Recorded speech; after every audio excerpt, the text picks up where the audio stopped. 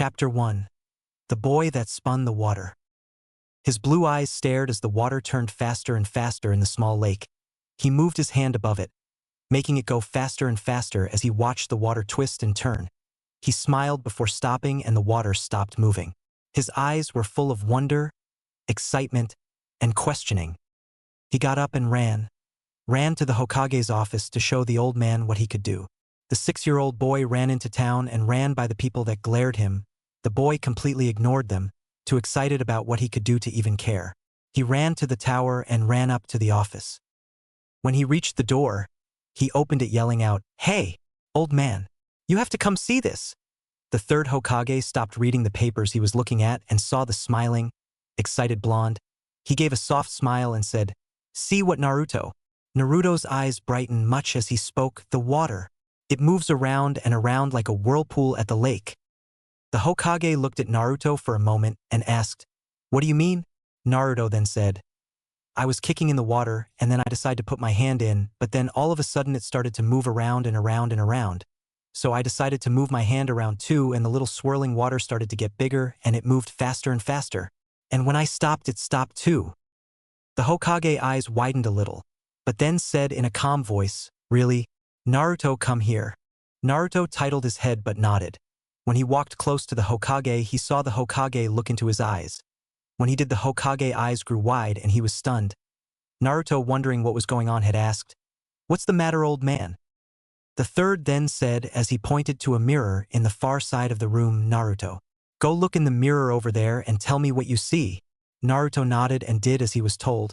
He stood in front of the mirror and was about to say nothing was different until he stared at his eyes. His eyes widened as he saw them.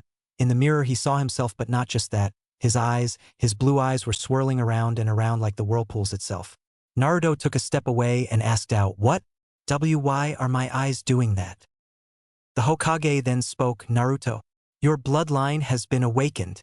Naruto quickly looked back to the Hokage and said with his eyes widened, "Bloodline? I have a bloodline? Bloodline? I have a bloodline?" Naruto woke up and saw a ceiling in front of him. He closed his eyes and muttered, "I haven't had that dream in years." As he slowly got up, he noticed the room was dark, which meant his team was asleep.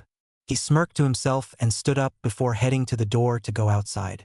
As he opened the door, he felt the moonlight hit him. He smelt the cold air as it rushed at him.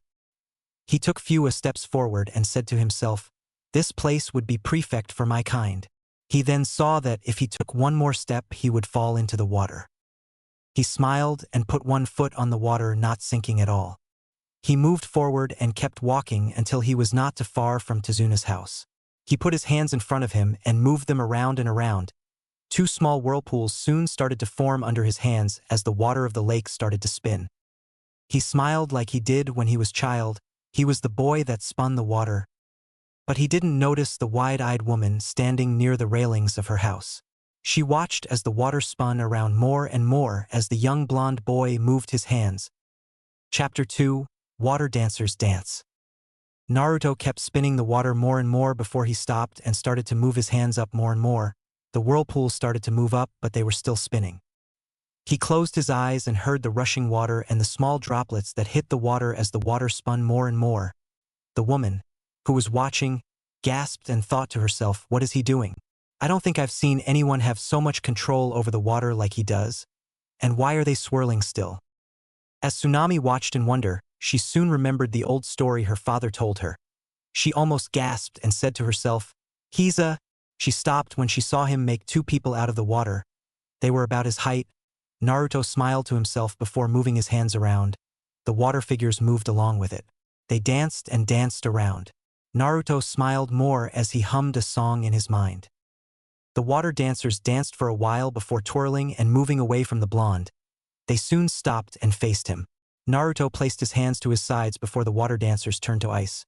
Their hands grew to sharp pieces of ice and their bodies had ice spikes sticking out of them. Naruto moved slowly to one side before they attacked. Their ice hands flew off and shot out to attack the blonde. Their hands remade themselves before they shot again. Naruto opened his eyes and moved out the way. He made twists and turns at each attack they threw at him. At each moment they took, the more they attack. Tsunami watched how the ice sank into the lake and the water sprang up softly. The blonde, who wore no shoes, moved out the way of each attack as if he was dancing. Each twist and turn, each jump, each dodge was as if he was dancing in the attacks. When the ice dancers stopped, they both tried one more attack. They threw one of their spikes at the same time at the blonde's sides. Naruto closed his eyes before he snapped them open. His eyes were swirling. He jumped up and over the ice spikes. He landed on the water perfectly. He raised his hands up and a whirlpool shot out of the water. He then threw his hands down and the whirlpool struck the ice dancers. Then as the water hit them, it too changed to ice. But inside you could see the ice dancers being twisted and turned around and around as if even though the whirlpool they were in was made of ice, the inside was still a whirlpool. Once the ice dancers broke so much, all that was left was just small bits of ice. Naruto moved his right hand to his side fast. The ice then melted and went back into the lake. Naruto let a sigh out before turning around only to see the house and the moon above it. He walked over not seeing anyone. Tsunami had went back inside fast when she saw him about to turn around. Tsunami stood outside of her father's guest's room and felt her heart race. She had ran as fast as she could before the blonde could see her. As she heard his footsteps enter the guest's room softly and the closing of the door, she heard him sit on the bed and the sounds of blankets and sheets moved around. She waited for a while until she moved. She moved down the hall and into the kitchen. As she sat on a chair, she let her mind wander more and more. Next morning, Tsunami was quiet. She was keeping to herself. As she turned, she saw Kakashi, Sasuke, Sakura, her son, and her father looking at her with wonder. She turned and tried not to look at them. She knew the blonde had not told anyone. How? Because the first time she saw the blonde, she knew he was hiding something from his team. Each time he spoke to them, it was as if he was hiding something, and now she knew what that something was. Sakura then asked out loud, "Hey, where's Naruto, man? That idiot sure can sleep."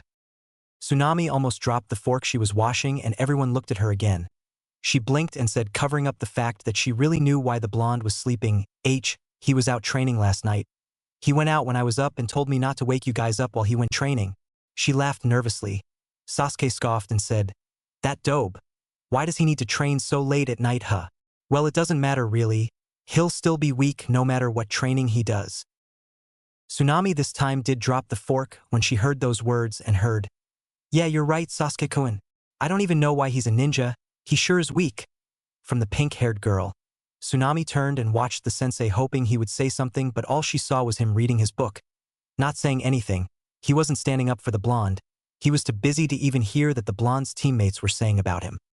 She clutched her teeth a bit before saying in a sharp tone, "Well, maybe unlike you both, he is trying to correct his flaws by training his ass off as much as he can so he doesn't become overconfident pricks like you both." Inari's eyes widened as he heard what his mother just said. She had just defined the blonde boy he too thought was weak. Her father was even surprised at this change in her mood. Kakashi almost dropped his book, while Sakura shut up and Sasuke's eyes widened. They saw Tsunami turn and wash the dishes again before hearing someone say, "Hey guys, good morning." Naruto walked in, not noticing the tense air around them. He sat right down and said, "So what's for breakfast?" "I'm hungry." He smiled brightly. Tsunami smiled and said, "Pancakes. I hope you like them." Naruto smiled also and said, "Okay." Tsunami walked over and gave the blonde some pancakes she had saved for him. She smiled and said, "Eat up." Naruto made a yum sound and started to eat the homemade pancakes. As he ate, he thought to himself, "Thanks for sticking up for me, Tsunami." Later, Tazuna walked up to his daughter and asked her, "Hey, what was that all about, Tsunami?" Tsunami looked at her father and asked, "What?" He then said, "You know what? The stuff you said at the table today. Why are being defensive about the blonde kid?" She blinked and said, I have no idea what you're talking about, Dad." She had said those words as she saw Sakura, Sasuke, Kakashi, and Inari come into the room again. They were getting ready to go into town for a while with Tazuna and Inari. Naruto, on the other hand, was going to stay here and rest for a bit after his intense training yesterday. Kakashi then said, "Ready to go, Tazuna-san?" Tazuna looked at his daughter before looking back at them and nodded. As they left to close the door, Tsunami heard fast footsteps. She looked back and saw Naruto standing at the hallway door. Only thing was, Naruto wasn't wearing his jacket, so she could see he was very toned and lean. His blue eyes shone brighter than normally. He wasn't wearing his headband too. His hair was not fully up and it hanged around his face. He looked cute. Any boy or girl would have loved to have this boy as a boyfriend. She heard him ask, "Why did you stand up for me today?" His voice was soft but clear, like a child's voice would, as if they were lost in a memory. She had never seen this side of the blonde before, but she then saw the courage, the softness, the good judgment and sadness in his eyes. She smiled softly and said, "My father used to tell me a story when I was Inari's age. He told me that a long time ago, the whirlpools gave birth to people called the water dancers, for when they battled they would twist and turn as if they would be dancing. They were given a blood that all wanted, but unlike others who received gifts for their blood, they did not exploit their gifts, they did not take it for granted, they did not gloat about it. He told me they respected the lives of nature, animals, and humans alike. They never took more than what they needed. They would show light to those who have lost theirs. And because of their good judgment, their soft but strong heart, their power to never give up and their will to protect the loves they loved, they continued to receive gifts from the gods. But he told me they were nothing but a story, one almost forgotten by most people. But you see, ever since he told me that story, I always thought they weren't a story, and if I ever met one, I would say these words, 'Thank you. Thank you for showing what was lost to those who had forgotten.'" Naruto's eyes widened a bit before smiling softly himself. He then said as he looked to the ground, "So, you know what I am, huh?" She nodded before hearing him say, "I knew someone was watching me last night, but I never thought it would be someone who knew what I was." Tsunami then asked, "Naruto, you're hiding yourself from your team, aren't you? I can see the way they look at you. They think you're weak. Why not show them what you can really do?" Naruto smiled and said, "I can't. You should know from those stories what will happen if anyone found out. They would just use me and in the end get rid of me." Tsunami nodded and said, "Can you tell me how you found about your bloodline?" Naruto then said with a smile, "Okay, but you can't tell anyone about it." Tsunami nodded softly. Chapter 3: Shifting Waters. Naruto sat down and watched Tsunami sit down. He took a breath and knew what to say. He swore to himself that if anyone found out, he would tell the truth. He opened his mouth and said, "October 10th was the day my mother went into labor, but that night something horrible happened. Something I don't want to talk about. But both of my parents died that night. It was on a nice sunny day in Konoha when I found out of my power. I was kicking in the water by a lake that no one, only me and the old man, he's the third Hokage, knew about. I wanted to play in the water, so when I put my hand in front of me, I noticed something strange. The water started to move. First it was in a small circle, it just spun around and around, and when I started to move my hand around it spun faster and faster until it created a whirlpool. When I stopped it stopped.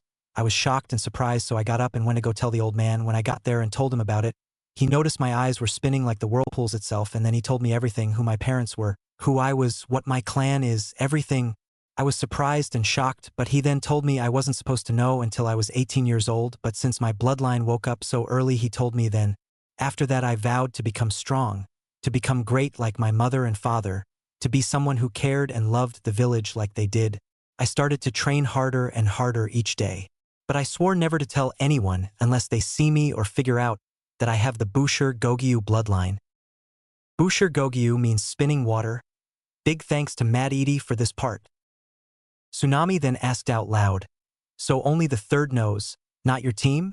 Naruto nodded but stopped, now that he remembered something. "Well, there are a few others like Irika-sensei, he's like a dad to me. When he got hurt trying to save me, I healed him up, and he asked me how I did that. The old man came and told him everything." Naruto then remembered that night. Flashback. Naruto smiled big as soon as he heard the words he passed, but his smile stopped when he heard Irika in pain still. His eyes widened and he said, "Irika-sensei." He tried to help the poor bleeding ninja up. Irika smiled to Naruto and said, "Hey, I'm okay. Just a little hurt, not too much." Naruto shook his head and said, "No, you're hurt." Irika then said, "Well, I might be a little, but nothing too bad." Naruto shook his head again and said, "You're really hurt, Irika-sensei. Let me see." Irika then fell to the ground in some pain. Irika smiled at the caring little blonde trying to look over him. Irika tried to calm him down, but stopped when he saw his eyes. Irika's eyes widened as he saw the blue in Naruto's eyes swirl around and tears starting to form. Naruto spoke again and said, "Please, I can heal you, Irika-sensei." Irika heard the plead in the younger boy's voice, and he nodded. He let Naruto look at the wound before Irika felt something strange. He looked out the corner of his eyes and saw the blonde had placed his hands in front of him and they were glowing ocean blue. Irika then felt like he was in the water, and waves of an ocean washing over him. Then he didn't feel any pain anymore. Nothing. He looked to his back and saw Naruto smiling. He looked at Naruto for a moment before watching the blonde sit next to him and take his hurt arm. Naruto placed his hand on it and it glowed again. The wound healed up very fast. Naruto looked up and smiled to his sensei before hearing Irika ask. Knowing for sure that the blonde was no medical ninja, Naruto, "How did you do that?" Naruto smiled softly before hearing someone said, "It's part of his bloodline, Irika." Naruto looked up and smiled to the Hokage who was walking closer to them. Irika's eyes widened and asked out loud, "Bloodline?" Naruto has a dash the third cut in and said, "Yes, he does. It's called the Busher Gogyu." Irika's eyes widened very wide this time. He spoke the words out, "To the Busher Gogyu. I thought that was a myth." Naruto shook his head and said, "It's not Irika-sensei. I have it. You saw my eyes, that's how you know." Irika looked at the boy before smiling softly. He then thought to himself, "He truly is something different." The third then spoke up, "I'll tell you everything, Irika.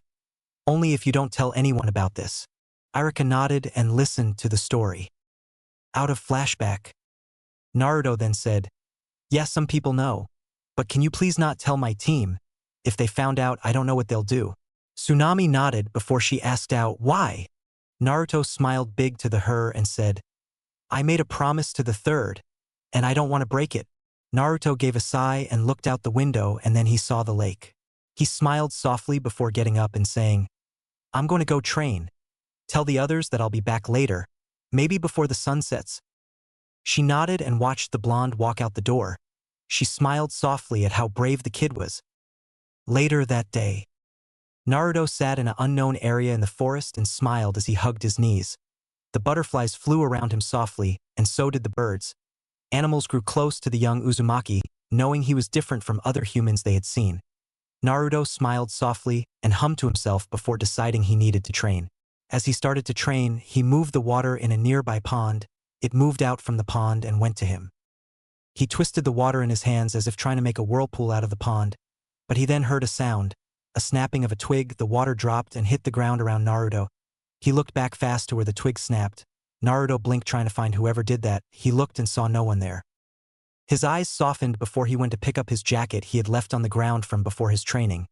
He looked at the woods again before running off to find a more secret spot. He didn't want someone to see, especially if he didn't know who was there. As he walked, he heard a voice in his mind say, "Damn Kit. Calm down, no one is there." Naruto smiled to himself and said in his mind, "Sorry, Fluffy. I just don't like the idea that someone can spy on us. I don't need word getting out." Kyubi glared at the nickname but said, "I thought I told you stop calling me that. And don't worry if anyone finds out, just let me take over and I'll kill them." Naruto glared at Kyubi mentally and said, "Kyubi no Kitsune. I thought I told you I do not want the blood of the innocents on my hands, and you may have told me to stop, but did I say I was going to?" "No, I didn't, so get over it, Fluffy." Kyubi growled in Naruto's mind. Naruto giggled at the cursing Kyubi. As he reached a nice area, Naruto laid on the ground on his back. He stared at the sky and smiled softly before his eyes closed on him and he drifted to sleep. A person moved from the tree he was hiding behind and slowly walked to where he had saw the blonde run to. He too started to run. In his mind were the words, "He's almost like me." Haku made a dead stop when he saw the blonde sleeping in a clearing field of flowers. He walked slowly to the blonde and leaned down. He then placed his hands near the blonde's neck and muttered, "He's almost like me. He can move the water." Haku knew the boy was special since he saw him at that battle with Zabuza. He stopped and woke the boy up saying, "You'll catch your death out here." Naruto woke up seeing a kind face. He blinked softly and said, "Oh, hello. Who are you?"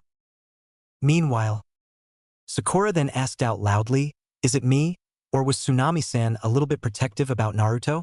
Tazuna saw Sasuke and Kakashi nod a little as they walked around the village. Inari was thinking about why did his mother care so much about the blonde, while Tazuna then began to think, why is Tsunami so protective with him? But still something is different with that boy. I mean, one moment he's happy and the next he's pissed off about something, almost like the shifting tides of water. And that strange symbol on his arm, the one with the spiral mark, Where have I seen it before?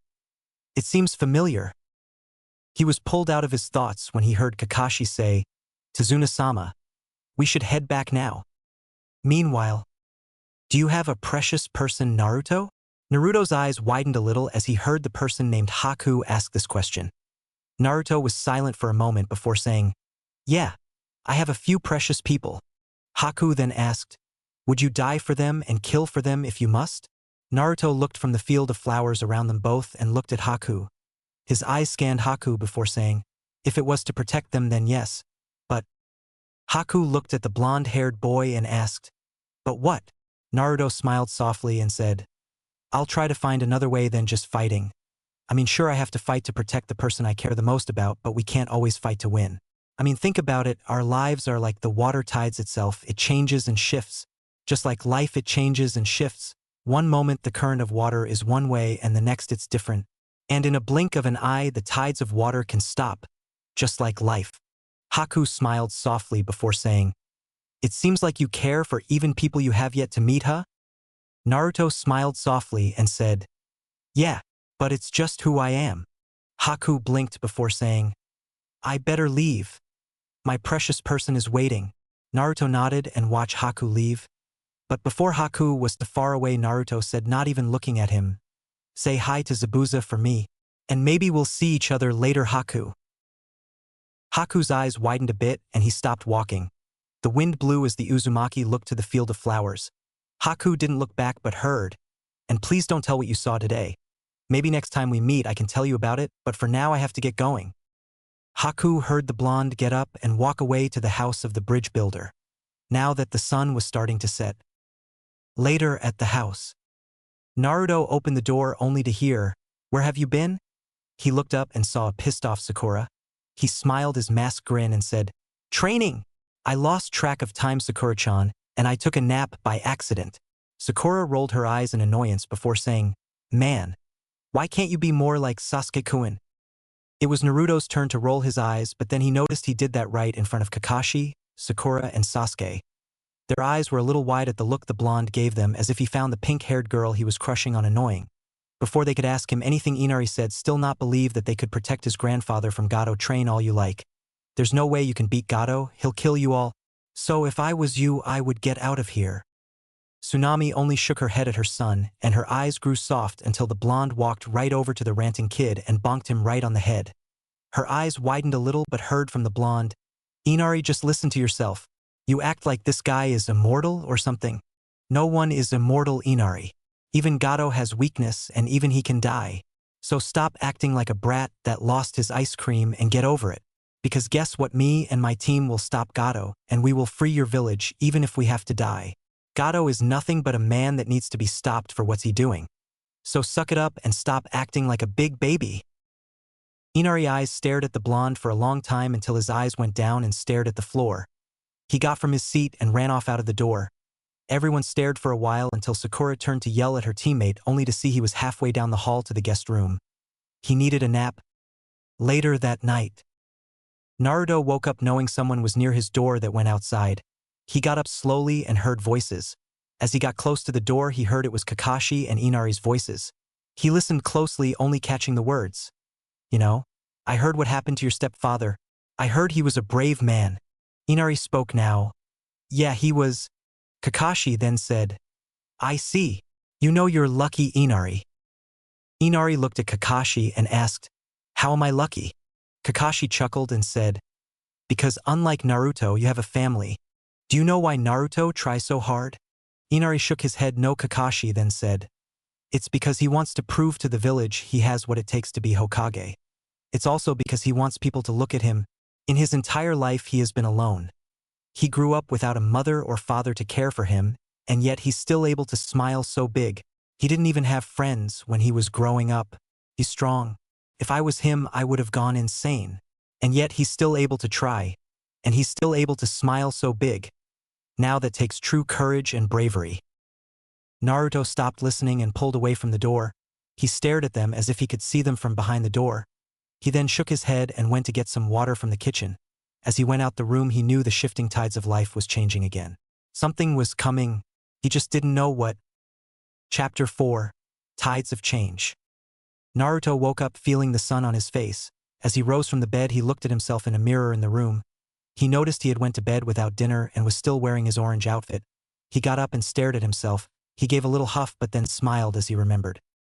That's right. The old man gave me something before I left. I have to open it. Naruto ran over and took something out of his bag. It was a small scroll with the Hokage's seal on it. Naruto smiled big and undid the seal, and with a poof his eyes widened. Inside the seal was some new clothes and 2 letters. Naruto picked up the letters and saw one was from the Hokage and the other was written by someone he did not know. He opened the Hokage's first. It said, "Dear Naruto, hello, I hope your first real mission is doing great. I also hope you're having fun bugging your teammates to death. I find it very funny how they think you're a fool when you are not. Anyway, Naruto, the clothes you see in front of you was made by your mother before she died. It's a Uzumaki tradition that the expecting mother of the next member of the Uzumaki clan make a great new outfit for their children when they turn a certain age. I don't know if this will fit you, but I believe it should. Also, the other letter in here is your mother's letter. She wrote it a few days before she died. I didn't read it since she said only you may read it. Anyway, good luck, little water dancer. From the old man." Naruto smiled softly and chuckled at the last part. The old man seemed to like being called that, but he glared a little when the Hokage called him Water Dancer, the nickname the old man gave him. Naruto stopped and looked to the letter. He slowly reached for it and saw the sign of the Uzumaki clan on it, the spiral whirlpool. He opened it softly and slowly, and once he did, he saw not only was there a letter but a picture. It was a picture of his mother with long red hair, blue eyes, a soft smile, and she was holding her stomach that was round. Next to her was his father who had blue eyes, yellow hair. He had a big grin while he held onto his wife's stomach too. Kushina and Minato Namikaze. Naruto smiled softly before looking at the letter. He opened it all the way and started to read it. Dear Naruto. Naruto Uzumaki Namikaze, my dear son. It's me, Kushina. I wrote this letter just for you. You see, it is a Uzumaki tradition for a mother who is expecting a child to make an outfit for their child. The clothes you see in front of you was made by me. I hope you like them. I made them so when you're old enough you can wear it. Normally us Uzumaki women make the clothes for babies, but I knew you would outgrow it too fast and I really want to see you wear it for more than a few months. Hopefully you can wear it when you become a ninja. I don't know if it will fit, but please wear it. I put our clan symbol on the front and back. I don't know why, but I felt like I should. And Naruto, always remember me and Minato love you with our hearts and will always be proud of you even if you don't want to be a ninja. We love you, Naruto. Always remember that. Love, your mother Kushina. Piss. Your father sure needs a kick in the ass sometimes. He's been trying to look over my shoulder while I was writing this. I am so going to kill him. Naruto smiled softly and stared at the letter. He held it close to his heart and then stared at the picture of his mother and the 4th Hokage. He stopped and looked to the clothes in front of them. He smiled more and put them on. /N. I drew a picture of his outfit. If you want to see it, just go to my profile. Look for my D-Data links and it should be the last link on there. I don't feel like writing it, but I will. Naruto's shirt has short. On his left shoulder of the shirt was an open small cut that you can see the fishnet under it. His short sleeve shirt was a silver blue color and it had his clan sign in the middle that was a dark orange color. He wore long black gloves that were cut off finger gloves. He wore long blue pants and his weapon holder was on the right of his knee. 2 straps went from the pants to his sides. Naruto looked at himself once and twice and thought, wow, this really does fit me. He twisted to the left and noticed it fitted just right. Unlike his old outfit, this one showed he wasn't fat. In fact, it showed he was very thin in tone. Naruto looked at his headband and knew it could go someplace else. He then took it off and put it on his right arm. He smiled softly as he saw his hair fall in front of his face. He smiled more and then said, I'm happy I've been training a lot, otherwise my face would be still chubby. It was true. Because of his training, his face became slim and lean. A perfect fit for someone for his small size. Naruto poked his cheek and smiled before remembering, oh man, my team. He rushed out of the room and went to the living room. Once he got there, he saw Inari and Tsunami sitting eating breakfast. They looked up and stared at the blonde. Tsunami blushed a little but smiled as she saw it was the little blonde she knew. Inari's eyes were big, and he had almost spitted his milk out. They stared at the blonde who asked, hey, where's my team? Tsunami smiled and said, they and my father went on without you. If you run, you can catch them at the bridge. But do you want something to eat, Naruto? Naruto shook his head no and said, No thanks, I better get going. He waved by and ran out the door, only hearing, Mom, was that Naruto? Naruto laughed more and more as he ran to the bridge. Time passed him for a while, but as he ran he stopped for a moment and looked around. Naruto froze at where he stood. He felt as if something horrible was going to happen. He turned back and rushed back to the house. Not only did he feel scared for his team, Inari and his mother, but for himself too. He couldn't help but think that because of this mission, everything was going to change. As he ran back he could hear screaming. It was Tsunami. He ran faster and faster. As he reached the house he saw Tsunami holding a knife to her neck, saying for the two men to leave her child alone or otherwise she'll kill herself. The men laughed before Naruto jumped up. His feet hit the first man right in the face. He did a black flip and landed next to Tsunami, who was surprised. Naruto looked around and saw Inari near the other man. Naruto pulled a kunai out and threw it at the man who held Inari.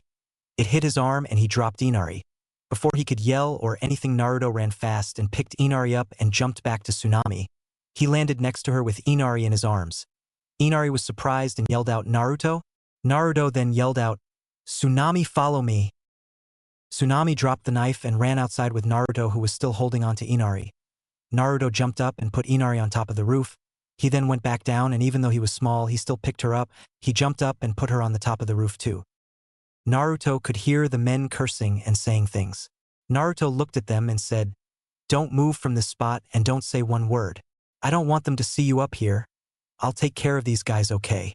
Tsunami nodded softly, and so did Inari. Naruto then heard footsteps that meant the men were on outside part of the house. Naruto heard one say, Where'd they go? Naruto rushed off the roof and landed on the water. He did not sink in it. The men were shocked, and so was Inari. Tsunami nodded to herself. One said, A ninja, huh? Kid, where'd the kid and his mother go? The other then said with a sneer, Yeah, tell us and we won't have to hurt you. Naruto glared before saying, I won't let you hurt Inari or Tsunami. The men laughed as one said, Ah, little newbie ninja thinks he can take us down. Well, kitty, why don't you come over here and show us? Naruto smirked and said, I bet you. I can take you both down without stepping onto land. The men laughed again before one said, Let's see you try. The man's sentence was cut short when he was then shot in the face by water. Sure, it just looked like it splashed him, but it felt like you did a belly flop. He held onto his face in pain before yelling out, Kid, how did you dash? His friend then cut him off. Dude, look. He looked up and saw two huge whirlpools next to the blonde. The whirlpools were out of the water, swirling next to the blonde. Naruto had his eyes closed as his hands moved around and around. When he opened his eyes up, he then said, Whirlpool strike. Naruto then threw both of the whirlpools at the men. It moved on the surface of the water of great speed. The men didn't have time to move. They were both picked up by the whirlpools, and once they were inside they twisted and flew in the water. The whirlpools joined and made a bigger one. Naruto then closed both hands fast and the whirlpool turned to ice fast. The men were frozen. Their eyes were wide and in pain. The whirlpool stood right where the entrance of the door was. Inari and Tsunami made their way down the roof and went to the iced whirlpool.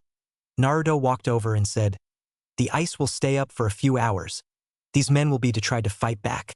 Naruto then looked to Inari, who was staring at Naruto wide-eyed. Inari, I have to go help my team now.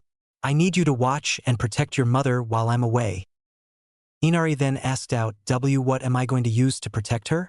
I'm not a ninja. I'm not strong. Naruto smiled softly and patted Inari on the head and said as he gave him a kunai, Use this. And Inari, you don't have to be a ninja to protect someone you love. You just need to use your heart. You can't give in, and you can't back down. That is how you become strong. Naruto rose up and nodded to Tsunami, who nodded back. Naruto turned and started to run, not noticing Inari, who was staring at him. Naruto ran faster and faster and thought to himself, No more. I'm not going to hide myself anymore. It's time for me to show them who I really am. He then thought of the Hokage and thought, I'm sorry, old man, but I have to break this one promise. Later at the bridge. Where is Naruto? Haku asked as he stared at the hurt Uchiha in his ice mirrors. Sasuke's eyes widened as he heard his teammate's name coming from the ninja. He glared and said, What do you want with my teammate? Haku then spoke. I have something to say to him. But since he is not here, you are worthless to me. Haku then threw some needles, knowing it was Sasuke's end. Sasuke's eyes widened as he saw the needles rushing at him. He was stuck. He couldn't move. As he closed his eyes and waited for the blow, he then heard sounds of the needles being stopped and the sound of water around him. He opened his eyes and saw Naruto in front of him. Both of them were in a small water shield. Naruto was on one knee and he was holding his hands to the shield.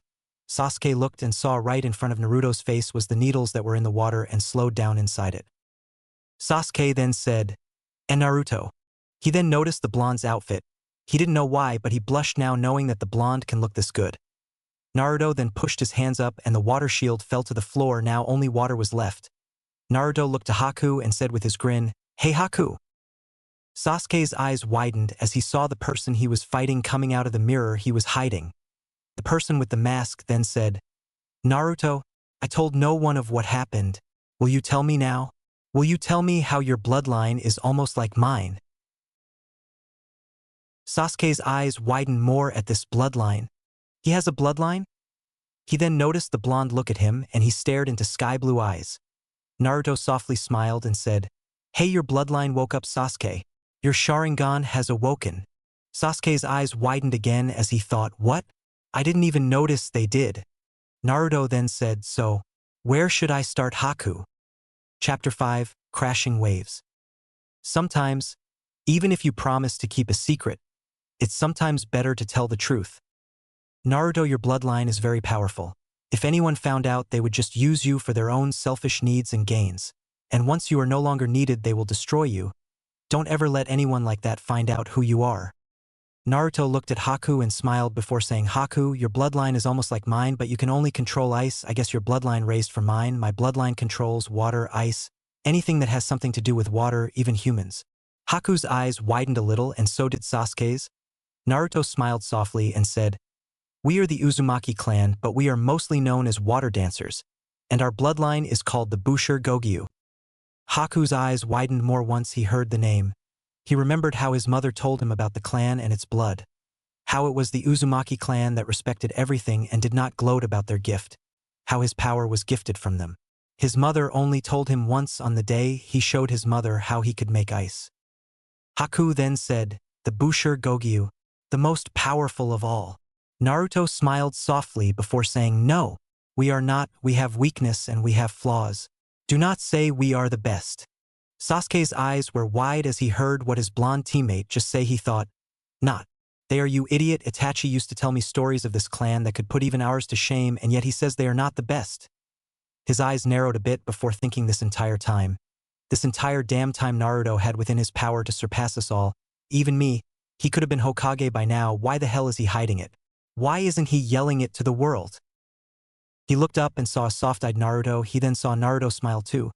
But it wasn't a big grin smile. No, it was a soft smile, a rare smile. Sasuke blinked as he saw this and blushed a little. Naruto then said, "I have always wanted to test myself against a ice shaper. Let's see how you do against a water dancer." Haku nodded slowly. He too wanted to test himself against someone like him. Meanwhile, Kakashi felt a strange power someplace where Sasuke was.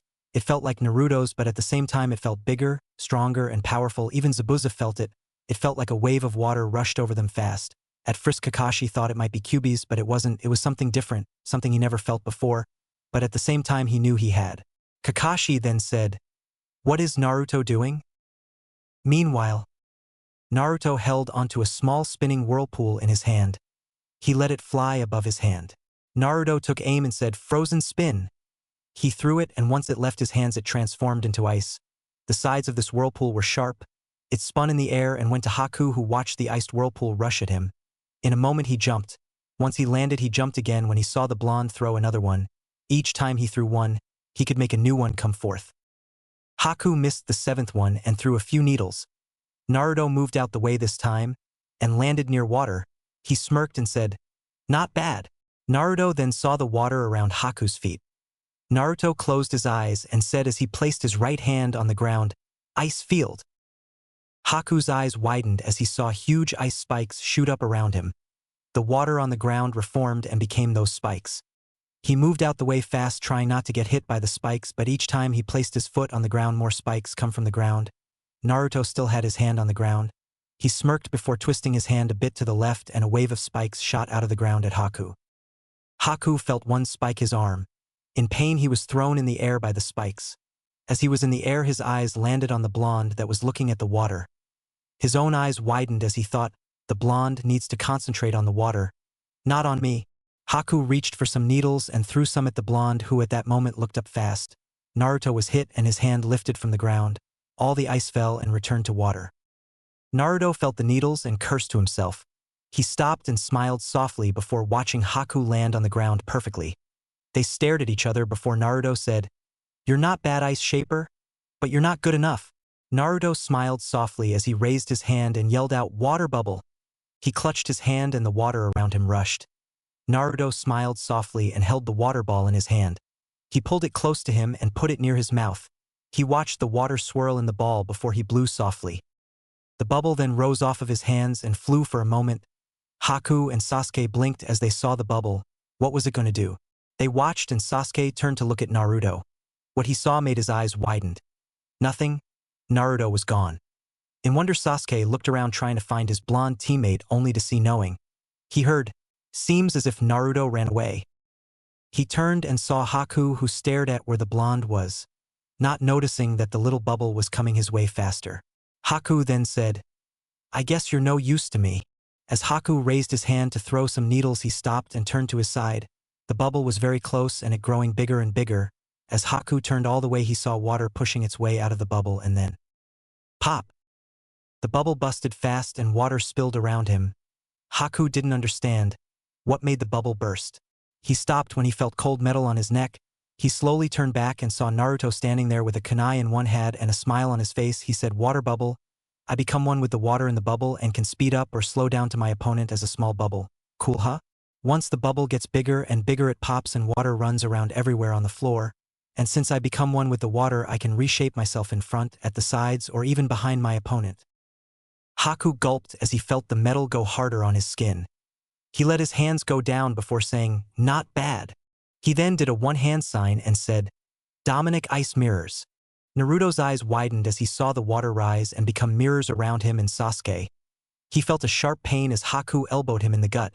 Before Naruto could stop him Haku jumped to the mirror and went inside of it. Everything happened to the part where Sasuke passes out. "Yes, I'm being lazy right now." Naruto watched Sasuke take the hit. Naruto trembled before saying softly to himself, No, don't, I. Naruto's hands trembled as he raced at Sasuke. Before he hit the ground. When Naruto caught him he asked, Why did you?" Before he could finish he heard, "Heh, I don't know. My body just moved on its own." Naruto watched as Sasuke eyes dulled. "Naruto, why? Why didn't you tell me about your bloodline? Why didn't you tell us?" Sasuke asked, wanting to know why his best friend never said anything. Naruto bit his lip and said, "Someone once told me that if anyone found out, they'll just use me and once they are done with me, they'll destroy me." Sasuke waited and asked, "Who told you that?" Naruto was quiet. He muttered, I don't know. I don't remember him that much." Sasuke smirked softly but then said, "Idiot. You can't remember." Naruto stared at Sasuke before saying, "Don't move. When I'm done I want you to rest." Sasuke blinked before watching Naruto raised his hands and put them over his body. Sasuke waited as his eyes slowly watched as they grew heavy. He felt strange, almost like a wave of calming water was washing over him. He took a breath for a moment as his eyes closed. Naruto smiled softly before looking to the mirrors. Haku was surprised that the blonde had healed him so fast without using hand signs. But he stopped when he remembered the old story water dancers are not only known for their moments in battle and their cunning and strength and thoughts, but for their healing powers also. They can heal greater than any medical ninja. It's like something in their blood makes them able to use the water around them or in them to heal the wounds on the outside. Naruto rose and asked, "Why? You almost killed him." Haku was silent and said, "It's his own fault. He ran in the way of the attack to protect you. He was willing to do that for you. Do you understand that? He was willing to die for you." Naruto closed his eyes and said, "I know, and so am I." Naruto's eyes snapped open and he said, "Let's finish this. No more playing around." Naruto raised both of his hands and let the water come to his hands. Naruto kept his hands up before it created the most biggest of all whirlpools out of the water. He then said, "Whirlpool strike!" Haku's eyes widened and he flew back into an ice mirror. He saw the water fly around him fast. Breaking the mirrors hard, Haku felt the water get colder around him. His eyes widened when he realized his mirror could not protect him and that the water was getting more colder as it rushed at him. He flew out of the mirror and landed far from the whirling whirlpool. He looked back and stared as the whirlpool destroyed the mirrors and then it froze. Haku saw the broken mirrors in the ice spin fast before shredding into nothing, and it created something he had never seen before. An ice statue, but inside the water moved harshly, ready to kill its victim if any were inside. Haku took a breath. His breathing was hard and he could see it because of the cold winds around him. He stopped when he heard the footsteps. He closed his eyes and turned ready for anything. He opened his eyes and met blue eyes and a soft smiling face. Naruto put his hand out and said, "Great battle, Haku. I nearly lost all of my churka with that last attack. Most people don't realize what the whirlpool will do before it's too late, and they get caught in its current." Haku stared at the hand and waited for a moment. He smiled under his mask and shook the hand. Naruto then said, "Haku, you can take the mask off, you know?" Haku nodded and said, "I know. I normally keep this on to hide who I really am. Zabuza says it's to protect me." Naruto laughed for a moment and said, "I see. It makes sense. Everyone knows his face and name but no one knows yours, so you can go around with no fear." Haku nodded but said, "Yeah. The only thing I have to fear is guys asking me out and chasing me." Naruto laughed again at that idea alone. Haku did look like a girl, so it was easy to get confused. The only reason Naruto knew Haku was a boy because Kyuubi told him.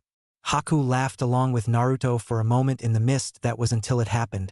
He sensed that Zabuza was in danger. Naruto saw Haku disappear into the mist. Naruto stood there not understanding what was going on until he heard the chirping of birds or what seemed like it. Naruto waited, hoping to hear anything. But all he saw was mist and all he heard was the water of the waves crashing down below. Something in his gut told him something wasn't right. So in a rush Naruto raised his hands up and flung them down. The mist turned into small ice crystals in a flash. He watched them clatter to the floor in a hurry, and the mist disappear in front of him. What he saw made his eyes widen and his body reach a panic. No one but the third Hokage and Kyuubi knew Naruto hated the sight of blood. He was squeamish around it. And if he even saw a paper cut, he would rush to the person in order to heal them up. Blood was one thing Naruto couldn't stand. He understood if it was his blood. He didn't mind if it was his own, but if it was someone else's then. Only then would he begin to panic. So when he saw Haku standing in front of Zabuza blocking his sensei attack, Naruto panicked. Haku! Naruto yelled out. The water below the bridge crashed harder and harder. Kakashi's eyes widened when he realized that the young man blocked the attack for Zabuza, but his eyes widened more when he heard his student yell out the name of the young man. He pulled back and Haku started to fall to the floor, but Zabuza caught him. Haku spoke to Zabuza with the strength he had left, and Zabuza had no words left. Haku was like a son to him, and Zabuza didn't know what to do. Naruto stared wide-eyed before his mind raced with many questions until something came up. "Gyo, help him!" His mind yelled out, clearing all the thoughts of confusion and fear from inside him. Naruto took a breath and ran to Haku and Zabuza. Zabuza was holding on to Haku as he knelt to the floor. He suddenly saw someone near him, kneeling next to Haku on the other side. Zabuza was about ready to attack until he heard, "I can heal him. Please let me. I can save him." He stared into what he thought was blue eyes, but his own eyes widened as he saw the spinning whirlpool inside them. He then said to himself, not believing what he was seeing, "Why, Yura?" Naruto nodded softly and placed his hands above Haku and let them glow ocean blue. Haku's eyes had closed and his breathing was fading. Naruto put his hands over Haku's body and took a breath as he started to heal. The wounds over Haku started to fade and heal and the breathing was returning. Naruto kept at it for a while, healing the wounds and letting his power wash over Haku's. When the blue started to fade, Naruto kept at it. Naruto didn't want to lose Haku. Haku was one of the few that understood what it was like to hide your powers, to be afraid of what it could do. When Naruto stopped healing, he took many breaths. He had not healed someone when his churka was almost gone. It was hard for him to even stay up now. He had drained his power and was about to pass out from it. He could hear someone, "And Naruto? How did you do that?" He stared up and smiled to Kakashi saying, "Haku, is a good person. He can't die, Kakashi-sensei. Not yet. He then looked to Zabuza, who just stared at the smiling blonde. Naruto said, he's gonna make it. Don't worry. Let him sleep and he'll be fine. Zabuza didn't know what to say to that. He just said, so, they are still alive. You're one of them, are you not? Naruto nodded and said, yes. My name is Naruto Uzumaki, one of the very few of them left. Zabuza nodded and said, I see. Haku told me that he knew you were different when he saw you the first time. I just thought he was imagining it. Naruto laughed for a moment to himself. He looked up and saw Kakashi still standing there. Naruto took a breath and said, I have stuff to explain, don't I? Kakashi nodded, but his face looked to his side. Naruto looked up and so did Zabuza. The man Gato smirked as he clapped his hands. He then said to his men, kill them all except the blonde kid. Kakashi's eye widened and he placed a hand in front of Naruto and Haku, who was still out. He then said, what do you want with Naruto? Gato grinned more and he said, didn't you just see what he just did? He healed that boy without hand signs. You really don't know what you have there. Naruto's eyes widened and he looked down to Haku. Naruto felt his vision blur for a moment. His mind raced again. He heard Gato say, I took the liberty to look up on the brats that took down Zabuza, and I found some interesting things from my spy in Konoha. Kakashi's eyes widened once he heard those words. It seems that boy has a hidden past. So my spy dug deeper into his records and found something no one was supposed to know. You see, he's a true Uzumaki. In other words, he's a real water dancer. Naruto took a breath, Kakashi looked down, and Zabuza glared for a moment. Naruto looked down and tried to calm down. He knew Sakura and Tazuna could hear what was going on. They just couldn't see him. He heard Sakura hold her breath in a hitch. Naruto closed his eyes and heard the waves crashing harder. A real water dancer, most people believe they are myths and legends. I, in fact, don't think they are. I had seen one, but that was when I was a small boy. I never in all my life had seen such an amazing thing. Since then, I've always wanted to get my hands on one. If I got my hands on one, I cannot die. They heal me whenever I got sick or even near death. They can control the waters around them. Who knows what treasure lies under them? And their tears. Those tears can sell high on the black market alone, and that's if someone just wants one. But what's rarer is that it's a male Uzumaki. I heard that it's normally only females born in that clan. A male is born only every 400 years or even longer, such a rare sight if you ask me, so men kill all of them but the blonde kid. Once we get our hands on him, we'll be richer than any king. The men around him smiled big at that idea. Kakashi stood in front of his student, and Zabuza rose saying, this kid saved Haku's life. There is no way I'm letting you near him. Kakashi took a glance at Naruto, who was looking and clutching his hands on his pants. He could see that Naruto was breathing hard for two reasons. One, he was about ready to pass out, and two, his secret was exposed fully. He saw Naruto's face scrunch up in both anger and pain, and then he saw Naruto's eyes.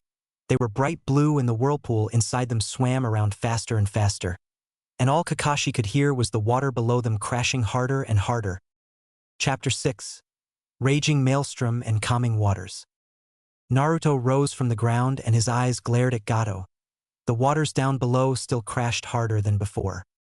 Naruto took a breath and said, I'm not going to let you hurt them. Gato raised an eyebrow at the blonde before saying with a smirk, Heh, you and what army kid? Your powers are great, and once I get my hands on you, I'll be rich. Naruto glared harder and walked in front of Kakashi and Zabuza. Kakashi reached out and said, Naruto, don't. I can tell that your chakra is low already. Just rest. I'll take care of them. Naruto looked back. His eyes was dark blue and the whirlpool inside raged harshly. Kakashi withdrew his hand and stared at the Uzumaki, who said, I'll be okay. Just promise me you'll protect the others if anything happens to me. Kakashi stared more and was about to say something but heard, Please, the most important thing to a Uzumaki is the people he or she cares for. If anything happens to them, I can't bear it. Zabuza, you too. I need you to watch Haku for me. If any of these guys go after Sakura, Sasuke, Haku, or Tazuna, stop them. Kakashi nodded softly before saying, Okay, but if you even get into the slightest trouble, I'm heading in to save you. He saw his student smile before facing back to Gato and his men, who smirked. Zabuza muttered under his breath, Kid, you better come out alive. Haku really likes you. Gato then said, "Come on, kid. Let's see what you got." Naruto closed his eyes and walked closer. He stood right in the middle of Gato and his men and his sensei and friends. They waited, and all they heard was the water below hitting harder, making it sound almost like thunder below them. Naruto stared at Gato as his men and him got closer. Naruto saw a few of them about ready to attack. Naruto took a breath. The air was cold from the mist and you could see his breathing. He then said, "Because of people like you, Gato, my people hid themselves from the world. But now..." Naruto's eyes snapped open, the whirlpool inside them spin violently. Naruto placed both hands in front of him and said, "I'm not going to hide anymore." In a flash, Naruto raised his hands up in the air. The water below shot up onto the bridge. Naruto moved his hands in circles as he heard the others gasp at the huge body of water. The water rushed at him, and each time he spun his hands around, the water swirled around him. Naruto watched as Gato ordered his men to attack. Some wanted to run while the others still had the thoughts of money on their minds. All Naruto could think was, "I don't have much chakra left. If I want to stop these guys, I need to stop them now. Looks like I need to use that just to..." Naruto raised his arms up, making his body look like a T-shape. Naruto let the water rush around his hands. The water just rushed harder and harder with each moment. He watched the men rush at him, swords in hands. He closed his eyes again and yelled out, "Uzumaki ultimate technique, maelstrom strike." He raised his arms in the air, and the two water whirlpools that once swam around his hands joined, creating a much bigger whirlpool. It was far bigger than his whirlpool strikes. Naruto clutched his teeth together as he tried not to fall down from the rushing water above him. The maelstrom he held was nearly crushing him into the ground as it spun more violently and harshly in his hands. His breathing grew hard as he kept it up before flinging his arms down to the men as they tried to stop running at him. The maelstrom was thrown, and once the bottom hit the ground, the cement split into two once it touched the ground and spun at them fastly. Many tried to move out the way as the maelstrom rushed at them. Some got away, but most of them were caught and pulled into the current of the maelstrom. Naruto breathed before raising one hand and closing it while saying, "Ice field." In a flash, the water fell before it froze itself, and all those inside it did too. You could see their mouths open from both surprise and pain. The area in front of him was now frozen halfway. Ice spikes stuck out of the ice. He breathed before noticing a few of them were left standing along with Gato. He looked pissed as he yelled out, "Stop the brat and you'll have their cut of the money, boys." Those that were about to run sneered and nodded. Money always drove people nuts and would always have people doing things for it.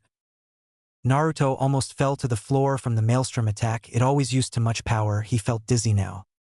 Then he realized someone was trying to hit him with their fist. In a moment he jumped and did a flip back. Some took swords out and swung at Naruto, hoping to make the blonde give up if they hurt him. Each attack they tried, Naruto jumped out the way. Before Kakashi could jump in to save his student, he saw Naruto slide on the floor and stopped next to a puddle of water. Naruto raised his hand above a puddle of water and waved it. He said, "Ice blade." The water shot up and became a light sliver blue blade in his hand. He clutched his hand over it and blocked an attack by a man with a sword. He pushed the man back and swung himself. The man fell backwards and was cut badly. He yelped in pain and Naruto jumped back from another attacker. Naruto's breathing was getting harder and his vision was fading. He needed to end this. Naruto knew he didn't have much time, so with his strength he had left, he jumped over a man and dodged under a blade of another. Naruto jumped on the ice part of the bridge and kept running over the ice spikes and rushing at Gato. Gato noticed it and was about ready to yell to his men to stop the kid, but Naruto stopped him and took the collar of Gato's shirt. Naruto's eyes glared hard before he twisted around and threw Gato over the spikes right to where Kakashi and Zabuza were at. Naruto yelled out, "Kakashi! Zabuza! Take care of this guy for me!" Naruto almost fell to the floor as his vision dimmed. His foot had twisted when he had thrown Gato and was now throbbing in pain, and his knees almost gave out. His head looked to the floor and he breathed. But then someone, Sakura maybe, had yelled out, "Naruto, look out!" Naruto's eyes snapped up and saw a blade coming down at him. He jumped, but he still got hit by the blade on his arm. Naruto winced at the pain before running behind the attacker. In a flash, Naruto used his ice blade and smacked the back of the bald onto the man's neck. The man fell to the floor, knocked out. After a while, Naruto kept fighting on the other side of the ice field. It was hard for him to know what was going on. On the other side, all he knew was that he needed to keep fighting or all would be lost. Naruto's breath hitched as he almost fell to the floor. A man was about ready to knock Naruto out.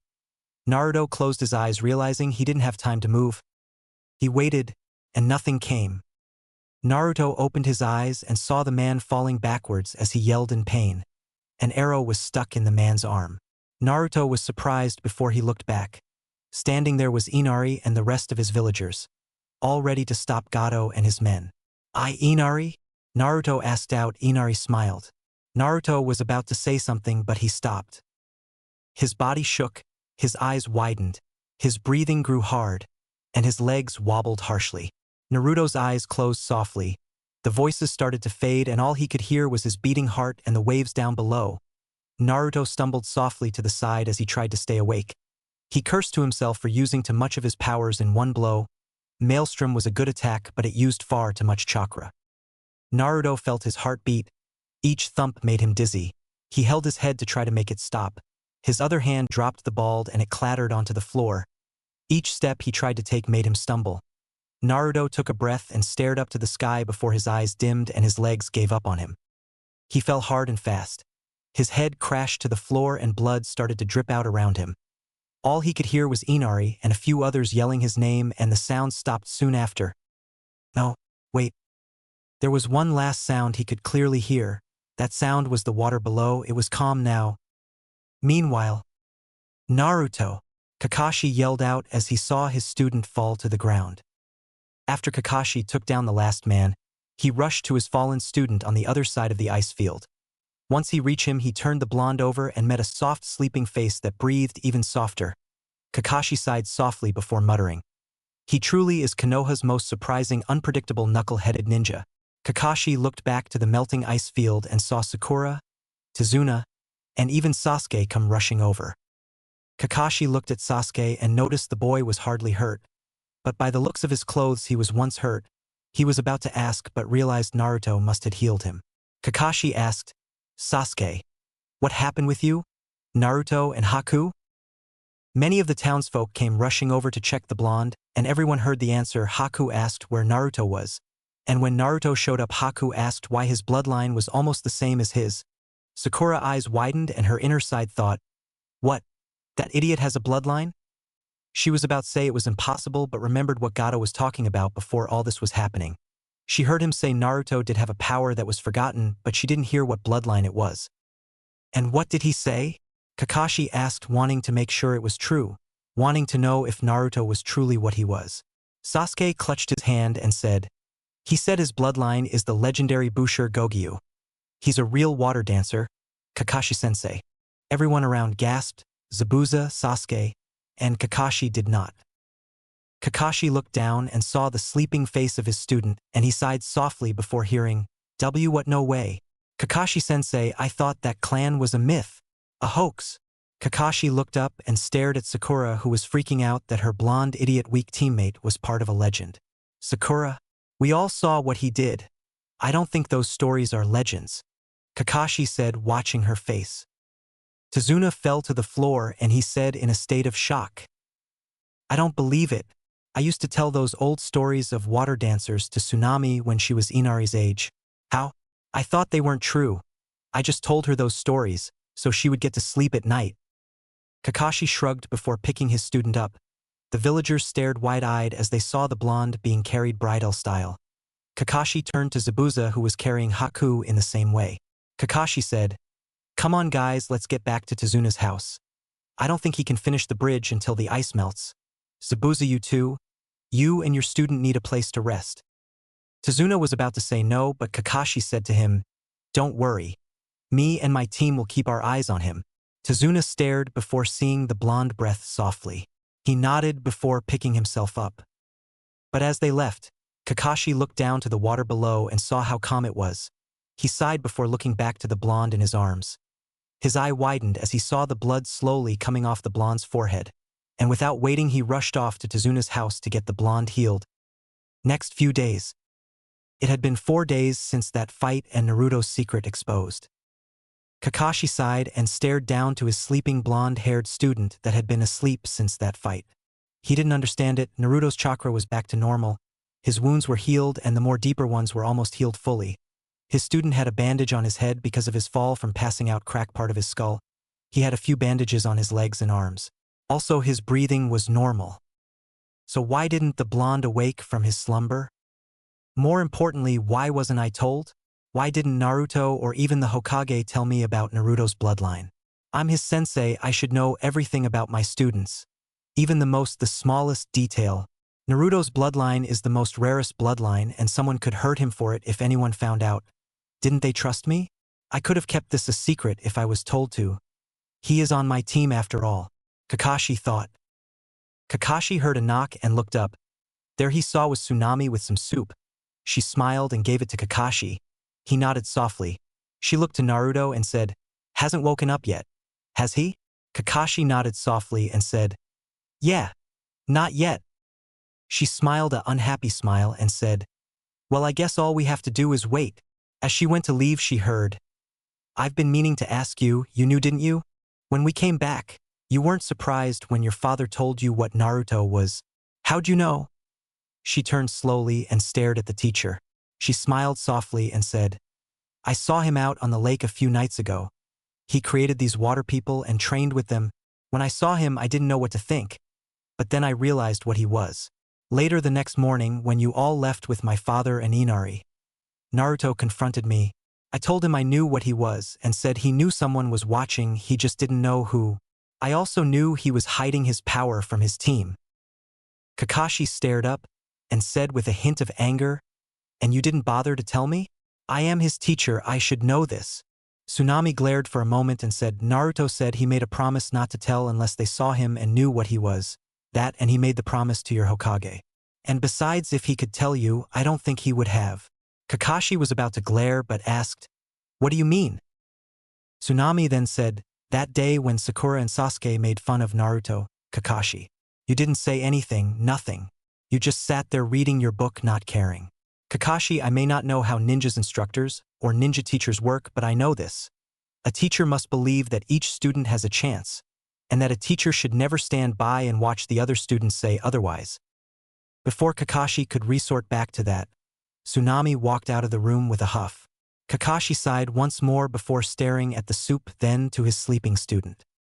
His eye grew soft as he thought about what she said. He sighed again and he muttered to the ceiling, "I messed up, didn't I? And here I told them to look underneath the underneath, and I couldn't even do that." He then started to rethink of what he thought about the blonde. Outside the room. "Man, how long is that idiot going to sleep?" Sakura said in her habit of calling the blonde that. She was met with a glare from Haku, Inari, Zabuza, and Tazuna. Haku had woken up the day after the battle and was shocked and amazed at what Naruto had done for him and Zabuza. Haku was indebted to his blonde friend. But sadly, Haku had yet to thank the blonde for his deed. Also, each time Haku would enter the room the young Uzumaki slept in, he was met by a glare by either the Uchiha or the sensei. And when he was with Zabuza, the glares got worse.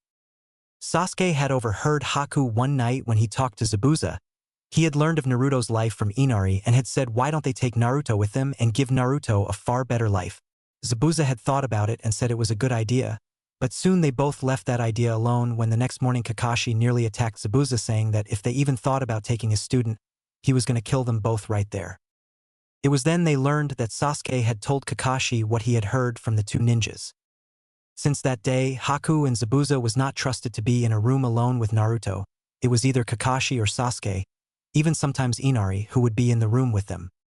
Sasuke bit onto some bread and rolled his eyes at the pink-haired girl who was still trying to think of why or how Naruto was a real water dancer.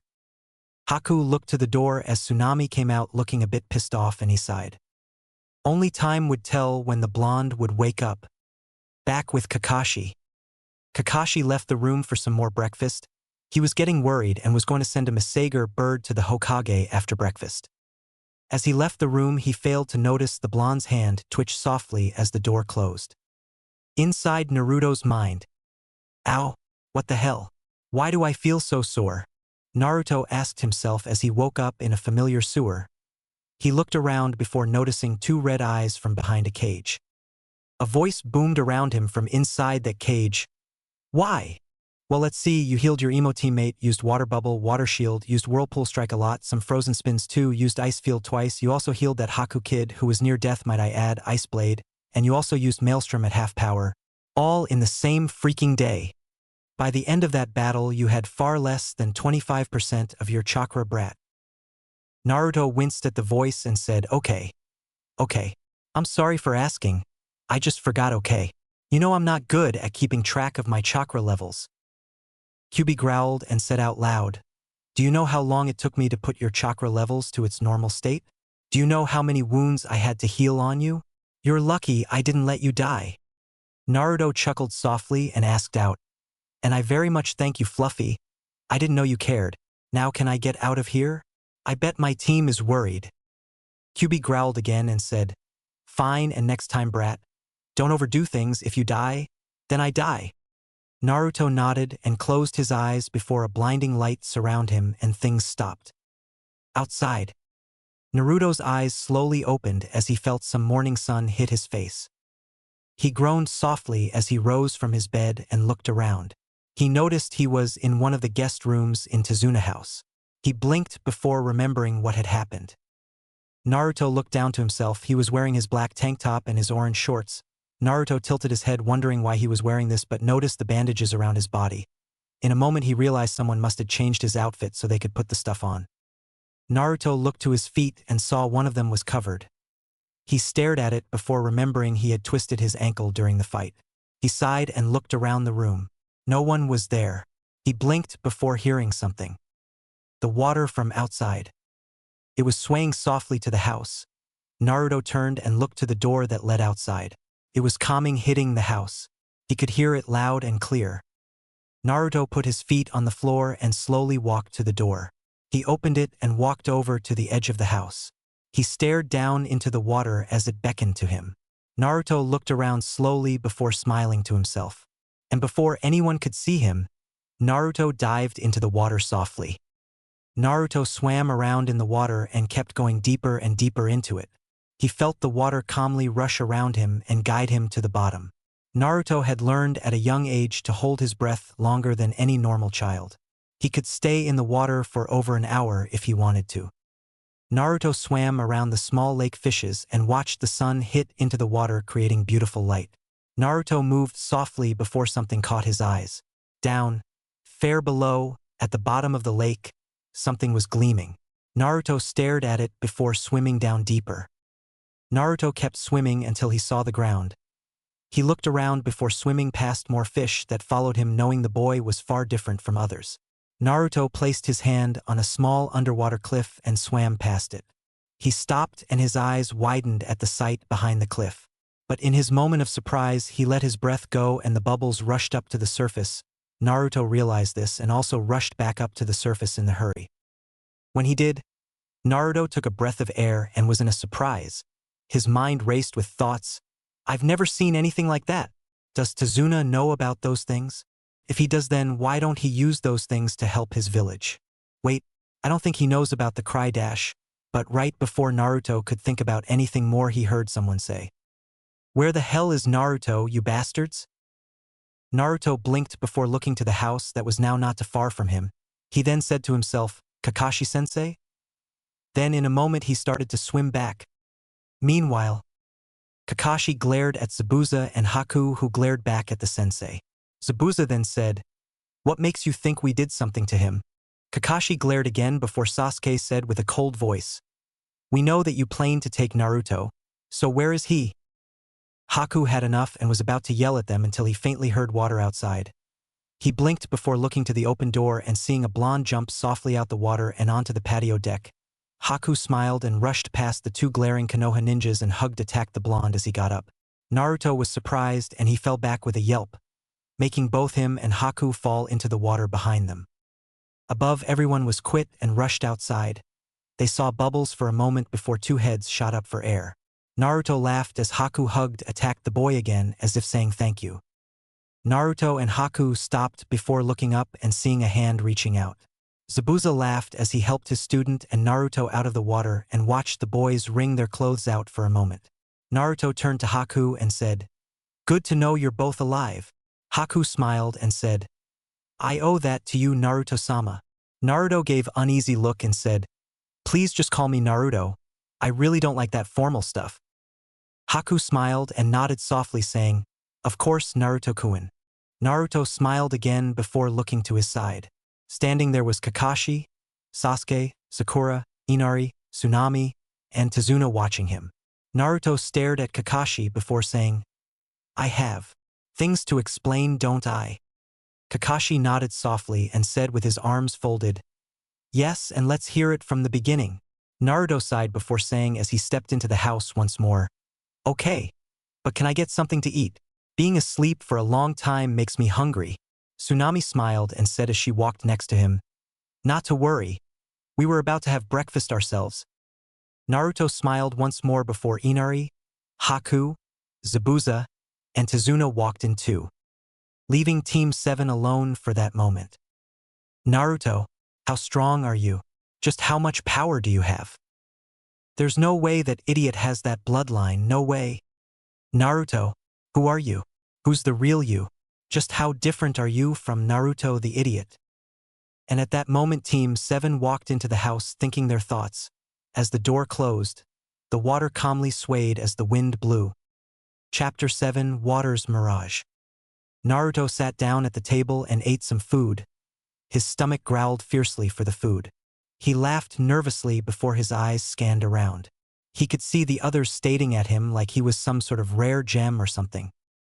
Naruto looked around trying to think about what to say. By the time he finished he sighed softly before looking to Kakashi saying, "Where to start?" Kakashi stared before saying, "Let's start from the beginning, shall we? Like how did the water dancers get into Konoha?" Naruto nodded softly and said, "Okay." Everyone shifted in their chairs and watched the blonde talk a breath of air. Naruto then said, "A long time ago, there once was a country known as the Whirlpool Country. It was said that from those whirlpools that surround the country that the Uzumaki clan was born. Legends say when they came from the whirlpool, they danced on the water itself before landing on the shore. The Whirlpool Country became their home and they lived for many years, until one day, they watched Naruto look down and say as he stared at his hands on his legs, a war had come and they stood to protect those that wished to live and have peace. But when outsiders found out about their gifts and powers, they enslaved many of my people and killed them when they were no longer useful or profitable. Then when that war was over, my people turned their backs on the outside world and hid themselves away, afraid of the dangers of the truth of greed." Kakashi, Sasuke, and Sakura were surprised at the sound of Naruto's voice. It sounded like he knew much about his clan even if he was orphan. Haku looked down sadly as if respecting those that lost their lives. Zabuza thought of how greed can make anyone do the most idiotic things. Tsunami stared sadly along with Inari and her father. Naruto looked up and told the rest of the story. Many grew angry that the water dancers hid themselves when the ones they had died off and they needed new ones to replace them, and soon another war began. "My people, many hate violence, but if our loved ones are in danger we will have to kill to protect them. We were outnumbered and those who fight were either killed or taken. Those who did not fight killed themselves not wanting to become slaves to those after them. Only one escaped from this war, or so we think. Everyone was quit." Kakashi spoke up, "I see. Naruto. Gato said you were a male Uzumaki and that only women are born in that clan. How is that possible?" Naruto stared up and shrugged as he said, "Not sure. But the old man said that a male is born every 400 years or so. He said it was a miracle I was born a male." Naruto nodded softly as he remembered what the Hokage had told him, and he then said, "Anyway, you see, my mother was maybe the only one that survived the attack on the Uzumaki clan. She came to Konoha for protection. Since the old man was the Hokage at the time, he had heard her story and allowed her to stay. He also said she had the choice to tell Konoha about who she was. My mother was scared from the war. She decided not to." Sasuke stared before asking, "And then what happened?" Naruto stared at him before taking a breath and saying, "My mother was a different type of girl. She was tomboyish and loud, so not many people noticed her. Then one day when she headed into town for food, she came across my father. The old man said it was love at first sight. Dad fell head over heels for Mom. He ran over to her and asked if she would go out with him. But of course my mom was a tomboy, so she did anything a tomboys would do when some guy asked that. She kicked his ass and yelled at him for embarrassing her, but even after all that, he still followed her around."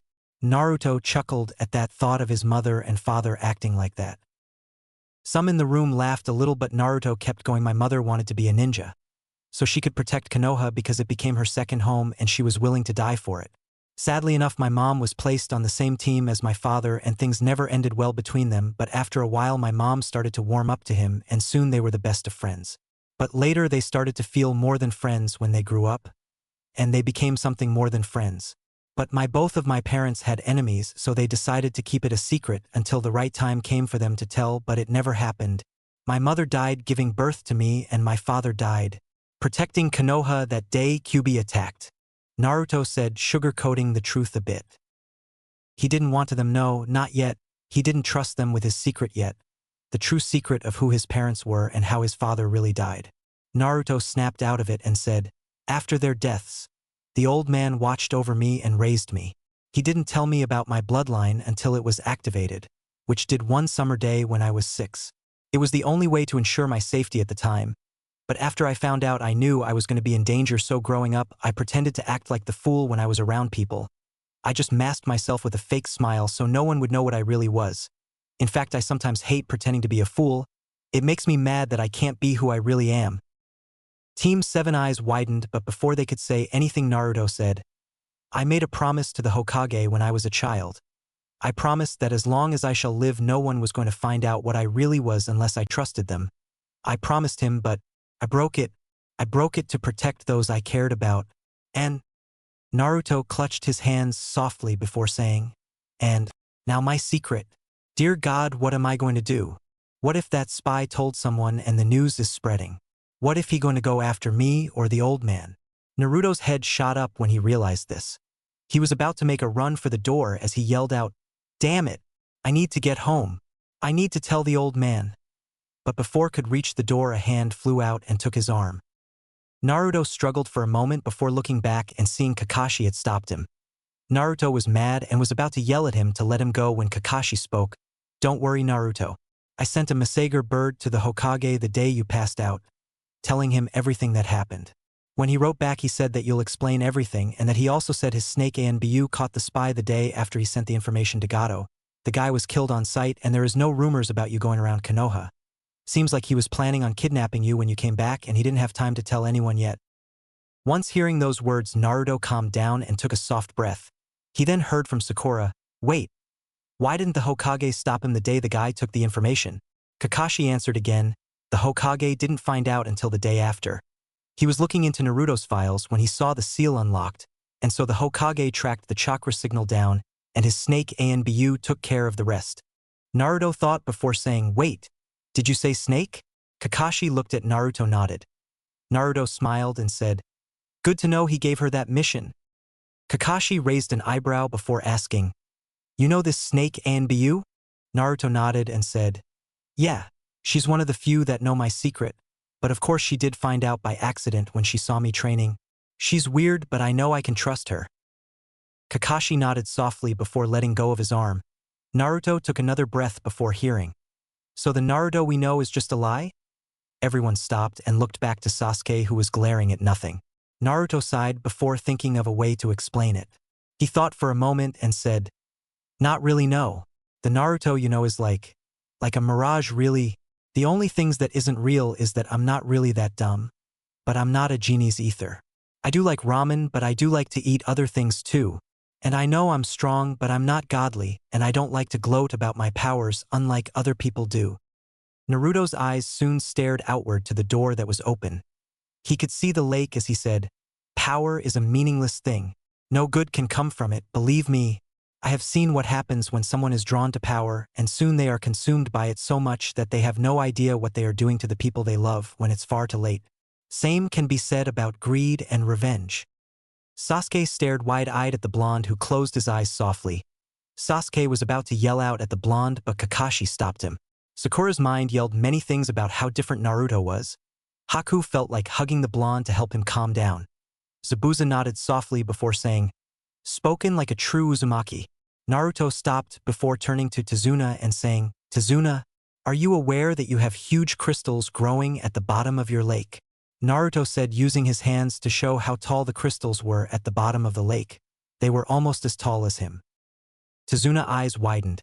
Tsunami gasped as she covered her mouth, and Inari eyes looked like they were going to pop out of his head. Tazuna then said, why you got to the bottom of the lake? How? I've been trying for years to see what's down there. Is that what's down there? Team 7, Haku, and Zabuza stared at the blonde who nodded as he said, yeah, I did. I was trying to figure out if you knew about them, but judging by their size and growth rate, you didn't know about them. Tazuna nodded and said, when I built this house years ago, I went swimming one afternoon. As I swam around, I saw something shining at the bottom, but I could never get down there because it's too far and I couldn't hold my breath that long. After a while I got old, had a family, and I can't swim like I used to. I always wondered what is at the bottom. Are you sure? Naruto nodded again and said, yeah. You see, when I was young I loved swimming and I can swim really fast underwater. Everyone stared at the blonde who thought to himself softly as he said, as a matter of fact, I can hold my breath for almost over a full hour. Naruto then said as he thought of an idea, hey, I know. I'll go to the bottom of the lake and get some of the crystals out for you. Then you and your village can sell them, so it can help rebuild, and use them to get your village back on its feet. Naruto said with a caring smile. Everyone kept staring, and before anyone could say anything, Naruto said, all right, it's settled. I'll go get some right now.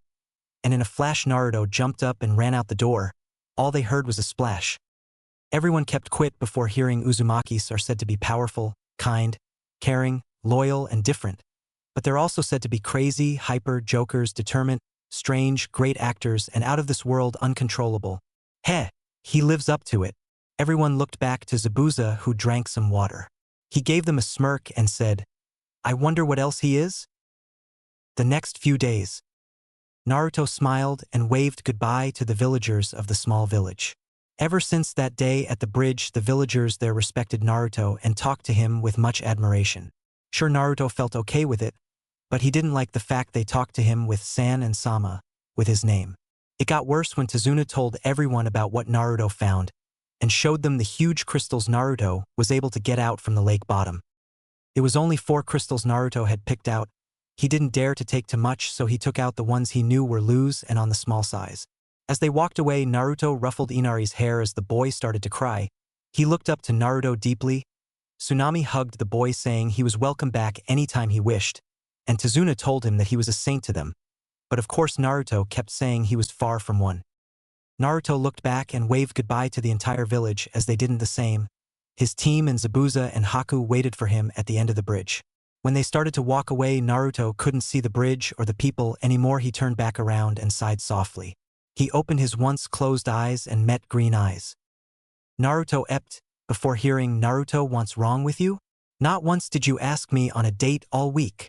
Sakura said, not understanding why the blonde wasn't bugging her like normal. Naruto gulped, knowing this would anger the pink-haired girl as he said, oh, yeah, about that, Sakura-chan. You see, I don't really like you. I only said I did so it didn't look strange that I didn't like a girl. I'm sorry I fooled you. Team 7 stared wide-eyed at this. Naruto noticed one moment the hurt in Sakura's eyes, but it disappeared as she said, oh, whatever, it doesn't matter. It's not like I liked you either. I love Sasuke-kun. And with that she attacked Sasuke's arm. Sasuke glared at her. Naruto sighed softly as Kakashi shook his head. Haku glared too at Sakura while Zabuza did the same as Kakashi. Naruto looked to Haku as he said, I've been wondering, how come both of our clans are different, Naruto-kun? Naruto smiled and said, oh, well, you see, a long time ago before the wars, a few Uzumakis went out into the world and one woman married a young man who had a bloodline that froze things. Sure, Uzumakis can do the same thing with water, but this man can freeze fire if he wanted to. When they had a child, she could only freeze water and control it. Their blood mixed more and more when their blood went down, and soon your clan was born. Your bloodline is only half of the Uzumaki's bloodline, no matter how many times someone in your clan marries outside of the Uzumaki clan. It just kept going until there were 2 far different water users. Your clan gives births to males normally, while mine cannot. So to acknowledge your clan's birth, they gave you the name Ice Shapers, while mine is Water Dancers. At least that's what the old man said. Haku watched Naruto look out onto the road before them as he said, many of my clan's books, scrolls, and secrets were destroyed or taken during the war. Right now I rely on old man to fill in the blanks on what I don't know. Haku nodded and said, so he's the only one with the answers? Naruto nodded this time and said, yes, so far. I was given 2 missions by him though. Everyone's eyes stared at Naruto with wonder. My mission from the old man is to find if any more survivors of my clan is alive out here in this world. If so, I must tell them of Konoha and ask if they want to return with me. The other mission to find any information on my clan's past. Books, scrolls, letters, anything. I'm the only living Uzumaki in Konoha right now, Naruto said with a hurt and sad face. Sakura blinked and was going to ask something, but saw Kakashi give her a look that meant, "Don't ask." Naruto sighed before muttering, "The old man isn't going to be happy." Kakashi gave him a look before asking, "Why?" Naruto stopped muttering and said, "You all know and an entire village knows too. Rumors will be flying around that the water dancers have returned, and since I'm a Konoha nin, it's going to spread like wildfire. Sooner or later the council will find out. I need to talk to him, and all you guys are going to have to show up." Zabuza raised an eyebrow and asked, "All?" Naruto smiled softly and nodded to the sword user as he said, "Yup. And I suggest not to hide from him. He knows where to find people when he wants to." Zabuza and Haku stared at each other for a moment. They both had planned on leaving after making sure the blonde got to Konoha safely, but after hearing those words they thought maybe it was a good idea to see the Hokage. Next few days. They were reaching Konoha and had no trouble on the way there. No attacks or anything. Naruto and Haku were like two of a kind. Both understood how it was like to lose their loved ones and how it felt to only one of a dying clan. Naruto and Zabuza understood each other when it came to protect their loved ones and water justice. Naruto and Kakashi were on good terms now too. Heck, even him and Sakura were on better terms now. Sakura didn't find Naruto that annoying as much, but of course Naruto's prankster side came out once in a while, and that always annoyed her. As for him and Sasuke, it was the same as always, but sometimes it got really bad. Sasuke didn't like the fact Naruto had come from such a powerful family and didn't care for power. It just didn't make sense to him. As they reached the gates, Sakura asked a question that'd been on her mind. "Naruto, where on earth did you get the outfit?" Naruto blinked before looking down to his clothes. He smiled softly and said, "My mom. She made it a long time ago before I was born." Sakura raised an eyebrow before asking again, "How did she know it was going to fit you then?" Naruto smiled once more before saying, "It's a Uzumaki tradition that an expecting mother makes clothes for her children to be. But my mom said in her letter she didn't want to make clothes for me that I'll grow out to fast, so she made me this. I'm shocked as you are that it fits me." Sakura raised an eyebrow again as her inner side yelled, "Okay, but he looks cuter than me. How is that possible? He's a guy, they can't be cuter than a girl."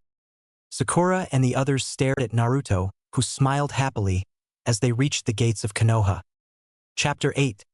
Lights Made of Water. The third Hokage heard his doors open and heard the footsteps of 6 people enter. He looked up from the evil paperwork and stared at Team 7, who had brought along 2 newcomers. He smiled softly and said, "Welcome back, Team 7.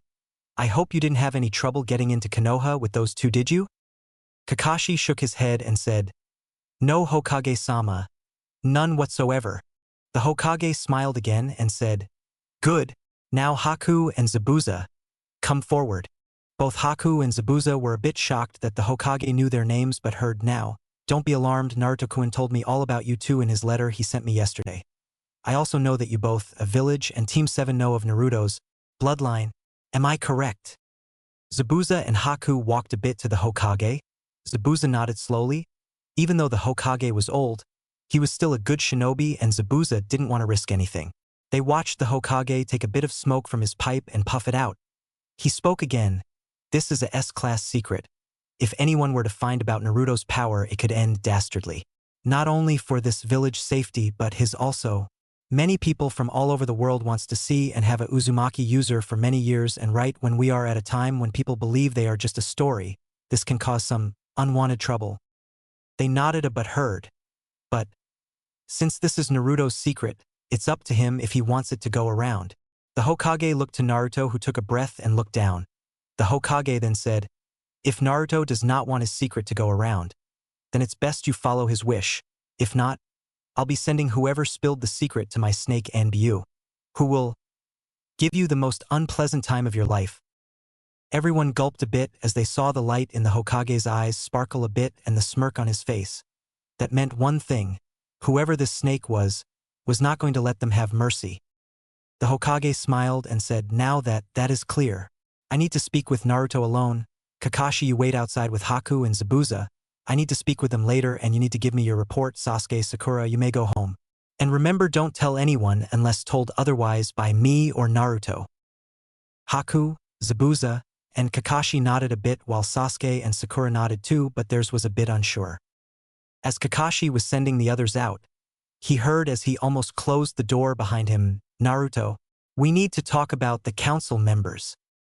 When the door closed all the way, Naruto took a seat in front of the desk and watched the Hokage place a sound barrier around the room. Naruto waited until he heard, now.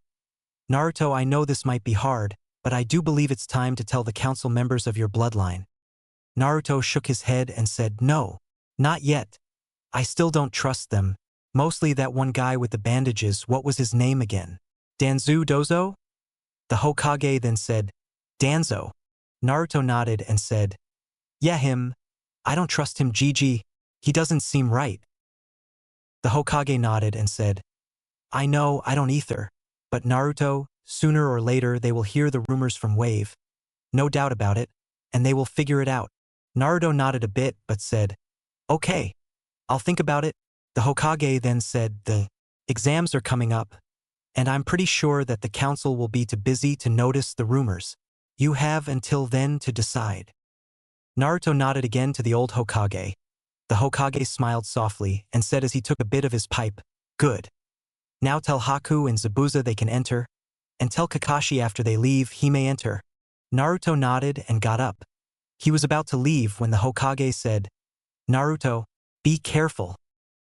Naruto waited and nodded softly as he left, opening the door. He walked out the sound barrier area as it went away. Naruto looked down the halls and saw Kakashi, Haku, and Zabuza waiting near a wall. Naruto walked over and said, Gigi said he'll see you now. They both nodded, and as they were about to walk in, but Haku stopped and asked, will I ever see you again, Naruto-kun? Naruto smiled and said, maybe. Who knows what the future has for us? Haku smiled softly and nodded. He turned back around and walked next to Zabuza into the room. Zabuza said goodbye before him and Haku went away and the door closed. Naruto sighed softly before turning to Kakashi. Kakashi spoke and said, Naruto, I just want to say I'm sorry. If I would dash, he was cut off when Naruto said, it's okay, Kakashi-sensei. It was my fault. Besides, even if we got to know each other better, I still wouldn't tell you. I made a promise to Gigi and I didn't want to break it. Kakashi was a bit surprised but understood. It was important to keep promises, and if it was a promise was to the Hokage, then it was very important. Naruto smiled to Kakashi as he said, I better get going, sensei. I have to go meet someone. Kakashi nodded a bit before watching his blonde student walk away down the hall. Naruto reached his apartment room and sighed. He shook his head before walking over to the phone in the hallway. He picked it up and dialed a number. He heard it ring a few seconds before it was picked up. Hello. Naruto waited a bit before saying, hey, Anko, it's me, Naruto. I need you and the others to come by the secret place. It's kind of important. He then heard, on it, brat. By the way, did you just get in? Naruto nodded but remembered she couldn't see him over the phone. Yeah, not too long ago, just come by the secret place also, Anko? He heard. Yeah. Naruto smiled and said, thanks for what you did. He waited for a moment before hearing, no problem, brat. He smiled before hearing the phone hang up. Naruto shook his head a bit before walking into his kitchen for food. Anko was the snake Anbu that knew of Naruto's secret. Even though her official rank outside was Special Jounin, her secret rank was Anbu. Only he, the Hokage, and a few others knew of this rank. He ate and soon headed out to the secret place. Naruto reached the Konoha forest and looked around. Making sure no one was following him, he went inside. He walked for a long time before finding himself near a cave entrance. Naruto looked around again and walked into the place. He walked in darkness before light started to shine at him. He smiled a bit as he saw an opening where the sun was shining. When Naruto reached the outside, he saw the shining sun coming from an opening in the Hollow Mountain that only he, the third Hokage, and his friends knew about. Naruto looked out from the opening and saw the area around him. It had green grass, many trees and flowers, animals were walking around, a lake and waterfall were together. It was paradise to him. It was his paradise. Naruto walked down the stone steps that went down to the ground from the cliff the entrance was on and went straight to the lake in a hurry. When he reached it, he heard, "Damn it to hell, where the fuck is that brat?" Naruto smiled at the voice of Anko. She crossed her arms and looked to the others in the secret paradise. Anko-san, don't worry, he'll be here soon. A soft meek voice said with a stutter. That voice belonged to Hinata Hyuga, one of the few girls that was ever nice to him back in the day. I hope he's okay. It must be important if he called us all. Ayam said as her father nodded. Troublesome. I could be sleeping right now. By the way, where is Ibiki? Anko? The voice of Shikamaru Nara said as he looked up to the sky through the hole. All he got was the answer, busy with some spies we found. That's all. I wonder why Naruto called us all? Irika asked with wonder as he titled his head. I hope boss is okay. I heard he just got back from his first real mission today, Konohamaru said as his friends nodded. They all knew of Naruto's bloodline and feared deeply for the blonde's safety. Anko had known because she had found the cave and went inside when she was on one of her missions. When she had reached the lake, she had saw the blonde dancing on the water without chakra. When Naruto had noticed her, he fell into the water and didn't come up for almost an hour because he was cursing to himself for letting someone see him. But thankfully Anko swore not to tell as long Naruto let her watch his training, because for some odd reason when she watched him train, it helped her remember her past a bit more. Even Ibiki knew of Naruto's secret since he had followed Anko one day out here, and had saw Naruto training. When Anko and Naruto spotted him, Anko threatened him that if he told anyone, he would no longer be a man in this lifetime anymore. But he couldn't make it today, he had some interrogation duty to go through. Hinata found out too. She had followed Naruto one day because he had forgotten his lunchbox at the school, and she followed him to his secret place when they were 7. He had started to train with his water dancers, and one almost attacked her when it noticed her hiding. Thankfully Naruto stopped his water dancer and asked Hinata to come out from her hiding spot. When she did, Naruto asked her why she was there and she told him. After that, they talked about some things and Hinata swore never to tell of the secret, and Naruto promised to help her train so she can become stronger. That was one of the main reasons she pretended to have a crush him, so it wouldn't seem weird that she was talking to him in case someone was coming by. Ayam and Tucci had always known. They knew when they saw Naruto staring at a cup of water one day when he was 6 and the water in the cup started to swirl around so much it broke the cup and Naruto was suddenly saying sorry over and over again. They both had been thankful that no one was in the stand that night, or otherwise someone else might have found out about Naruto's bloodline. And since Naruto was like family to them, they kept it a secret. Shikamaru was too smart for his own good sometimes. He had found out from watching the blonde's eyes one day. After he, Choji, Kiba, and Naruto snuck out of class, they went to go get some snacks, but the owner kicked them out. Of course, Choji and Kiba yelled at the owner for a good 2 hours that they didn't notice the dull-eyed Naruto sitting on the ground. Shikamaru, on the other hand, noticed Naruto's look, and when Naruto looked up, Shikamaru noticed the swirling eyes of water in his eyes. So with wonder, Shikamaru asked his father if eyes could do that, and his answer was that of the legendary Uzumaki clan of Whirlpool.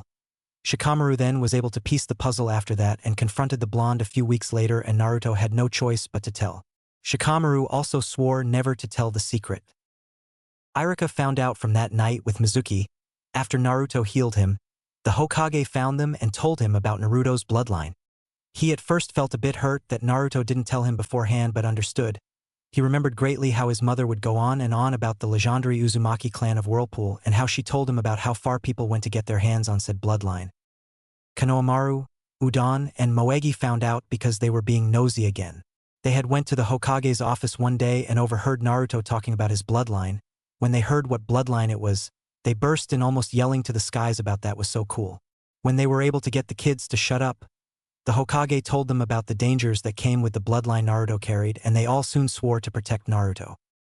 All in all, they all swore to keep the secret of Naruto Uzumaki a secret until the day Naruto might get the courage to tell the world about himself. But by the way his progresses of finding other members of his clan was going, it didn't look like it was going to be any time soon. They stopped talking when they heard, "Sorry I'm late guys. A lot of stuff happened while I was away." When they looked back, some had blushes on their faces while the others held the urge to go awe at the blonde. They looked at Naruto's outfit and wondered where on earth did Naruto get it. Naruto then said, "Guys, have a bit of an emergency. My team knows about my bloodline." At that Irika, Ayam, Konohamaru, Hinata, and Moegi gasped, while Udon and Tuchi gulped at this. Shikamaru sighed a bit, while Anko quickly took out a kunai saying with a smirk, so, you want me to dispose of them, huh? Well then, I'll get right to it. Konohamaru, Moegi, and Udon agreed with her and was about to ask her if they can join in on the hunt. Naruto rushed over to Anko and said while waving his arms around trying to stop her. No, it's okay, Anko. Please, it's okay. They already talked to Gigi and know what will happen if they dash. Naruto was cut off when Anko gripped his shoulders and said while looking at him in the eyes, brat, I need to know how they found out. Tell me now. Naruto groaned and said, okay, but it will take a while. Anko smirked and said, we have all day, brat. Now tell the story. He nodded and sat down as the others did the same. Naruto had finished with his tale. He told them what happened at Wave, about the bridge builder, how he met Zabuza and Haku, how Gato found out thanks to his spy. Anko interrupted and said, damn bastard, if I only killed him faster. Naruto went on telling them everything up to the point with him and the Hokage. At the end they nodded a bit and understood what was happening. Some started to talk about the thing the Hokage told Naruto. Some didn't think it was a good idea but shook it off when Naruto said he'll think about it more. When Naruto looked out to the water of the lake, he suddenly heard whispering behind him. Naruto turned around just in time to hear Anko say, okay, Konohamaru, Udon, Moegi, you guys go get Sasuke and Sakura from their houses. Ayam, Tuchi, Irika, go find Kakashi. If anything, try waiting at the Hokage's office. Hinata, Shikamaru, stay here and guard our little water dancer, and I'll go get Ibiki and tell him what's happening, and then we'll go get this Zabuza and Haku. We need some time to talk to them. Everyone nodded and ran off. Naruto saw Hinata and Shikamaru stare at Naruto, meaning he wasn't allowed to leave until the others returned. He gave a sigh and muttered out as he laid on the grass, this isn't going to end well, is it?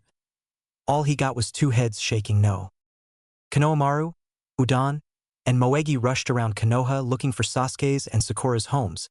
When they reached Sakura's house, Konohamaru said to Moegi and Udon, okay, when we knock on this door we have to get Sakura to come with us and have to get her to has to tell us where that Uchiha boy lives, okay? They nodded and Konohamaru knocked on the door. They waited until they heard footsteps.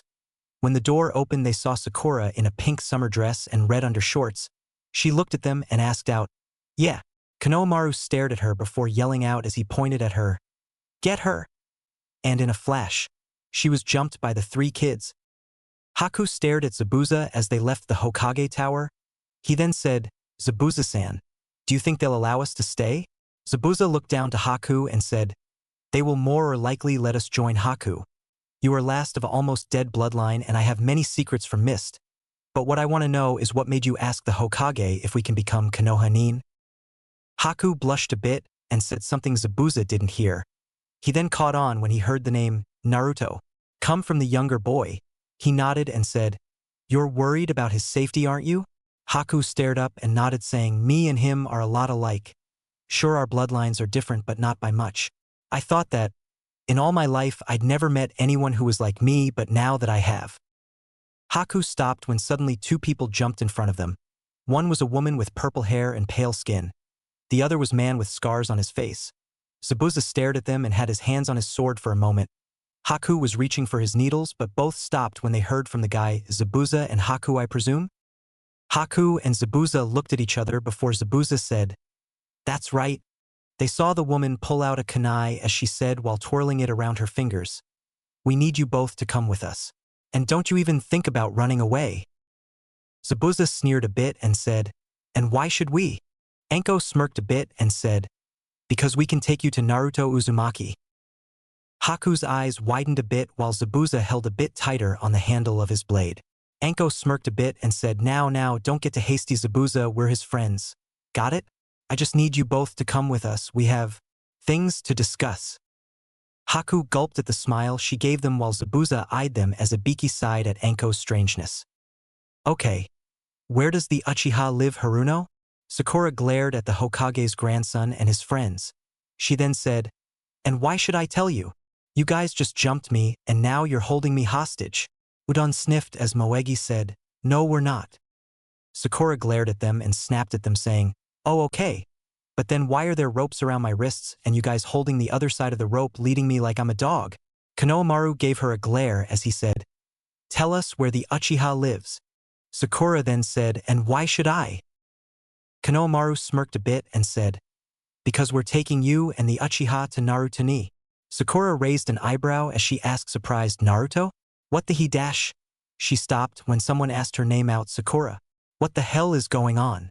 Sakura, Konohamaru, Udon and Moegi looked up in front of them and Sasuke standing there with a mild surprised look. Sakura only said, "Oh, Sasuke-kun." Konohamaru smirked and so did Udon and Moegi. They looked at each other and Sakura noticed that look. She then said to him, "Run, Sasuke-kun, run." Before Sasuke could ask why, he suddenly heard, "Get him!" And it was then he was suddenly jumped by the three kids. Irika, Ayam, and Tuchi stared at each other as they waited for the Hokage to get done talking to Kakashi. They had entered right when Anko and Ibiki had left with Haku and Zabuza. They knew they needed to get Kakashi and go to the spot. When they heard the door open, they saw Kakashi coming out. Kakashi looked up for a moment as the door closed and he said, "Oh, Irika, Ayam, Tuchi, do you need to talk to the Hokage?" They shook their heads no and rose from their seats they had sat on while waiting outside of the office. Kakashi gave a smile as he said, "Oh, then what are you waiting for? I'm sure Naruto had went off to see you guys already, knowing how much he talks about you Irika and how much he loves the ramen Ayam and Tuchi makes. He likes talking about you guys non-stop." The three blushed at the info but Irika said, "We need you to come with us Kakashi. It involves Naruto, a very important thing about a whirlpool." Kakashi's smile faded a bit. He stared at them before asking in a low voice, "You know about it, huh?" Irika nodded and so did Tuchi and Ayam. Ayam then said, "Naruto-kun is waiting, please follow us." Kakashi waited before nodding and watching them start walking. On the other side of the door, the Hokage only said, "I hope Anko and the others don't scare them to bad." Anko and Ibiki waited outside the cave entrance with Haku and Zabuza. Both kept their eyes on the two jounin while their hands stayed on their weapons. They waited for a while until Zabuza asked, "How long are we going to wait here?" Anko smirked and said, "Not too long, we have to wait for the others to come." Haku then asked out, "Others?" His question was answered when they heard footsteps coming to the cave. They all turned and saw both Sasuke and Sakura tied with ropes around their wrist and tape over their mouths. They looked to the ones hold the ropes as Konohamaru said, "Now don't you dare of thinking of escaping. Naruto showed me and the others how to tie these ropes, so it's not going to be easy." All they heard was muffling and they turned back to see Anko and Ibiki. Konohamaru smiled and said, "Hey Anko, guess what we have?" Anko smirked and said with her grin, "Not bad for three little brats, not bad at all. Maybe I'll show you some prank moves since you got here on time." Ibiki sighed a bit and said, "Anko, don't encourage them. It's bad enough you encouraged Naruto. I don't think Konoha can handle three more." Anko gave a pout and said, "But Naruto stopped when he became a ninja Ibiki. I need more people to spread the pranks." Haku and Zabuza looked at each other and blinked a bit before hearing from Ibiki Anko, "If the Hokage found out you're encouraging this behavior to his grandson and friends, think about what he might do." Anko stopped and thought for a second. She had a grin on her face at the idea and chaos they could pull, but it slowly started to turn into a frown before it changed into pure horror. She put her head down and muttered out with a pout, "Fine." The kids pouted while Ibiki shook his head. Sasuke and Sakura glared at the kids before they looked to Haku and Zabuza who just shrugged. They all stopped when they heard more rustling. Out from the bushes and trees was Irika, Ayam, and Tuchi leading Kakashi. Kakashi blinked before noticing Sasuke and Sakura. Part of him wanted to laugh, but he asked, "Why are my students tied up?" Konohamaru and his friends grinned and said, "Because we didn't want them escape. We're taking them to Naruto. Kakashi only shook his head while Sakura and Sasuke yelled at him to get them out. But before he could respond, he heard Anko say, "Okay, listen up." Everyone turned to her. She grinned wildly before saying, "What we are about to show you is top secret. This place is completely untouched by human greed for land, and only a selected few can know about it. This is Naruto's training ground and his home away from home. Tell anybody about this place and I'll make your life a living hell. And I make no promises." She sent a cold glare that rivaled any Uchiha's. Those that didn't know Anko that much gulped while the other sighed or nodded with her terms. She turned back to the cave and started walking in, and the others followed right behind her. They walked for a long time, and those that didn't know this place was lost in their own minds. Sakura was thinking, why would Naruto train in such a cold and dark place? Kakashi was thinking, how on earth did Anko and Ibiki know of Naruto's secret? Haku was worried and kept his eyes on the woman who kept smirking. Zabuza kept his eyes on Ibiki, while Sasuke was thinking, how on earth did those kids tie him up? They stopped when they saw a light shining in front of them. They stared at the exit of the cave before the light blinded them a bit. When the light faded and their eyes got used to it, they saw one of the most beautiful places they had ever seen. Haku was in shock that such a place was there. Zabuza only muttered a few words like unreal and no one has ruined this place. Both Sasuke's and Sakura's eyes widened at the beauty of the place as birds soared around them. Kakashi nearly dropped his book in surprise. But they snapped out of their daze when they heard from Anko, pretty isn't it? Naruto told me he found it one night because he was exploring the forest. He showed the Hokage and Naruto deemed this place as his home away from home. Anko smirked softly before saying, "Come on, the brat must be getting bored." Anko jumped down the stone steps and the others walked down them. Those that were new to the place were in awe of the beauty and peace of the place. They snapped out of their daze again when they heard a familiar voice say, "Okay, ready for the next part, guys?" They looked to the lakeside and noticed Naruto standing up. He was holding a water ball in his hand, and sitting on the ground was Hinata and Shikamaru. Sasuke and Sakura were surprised to see two of their old classmates in the secret place. Everyone then forced on the blonde again as he moved his free hand over the ball of water. In a flash it broke into pieces of droplets of different sizes. He waved his hand again and they became ice crystals.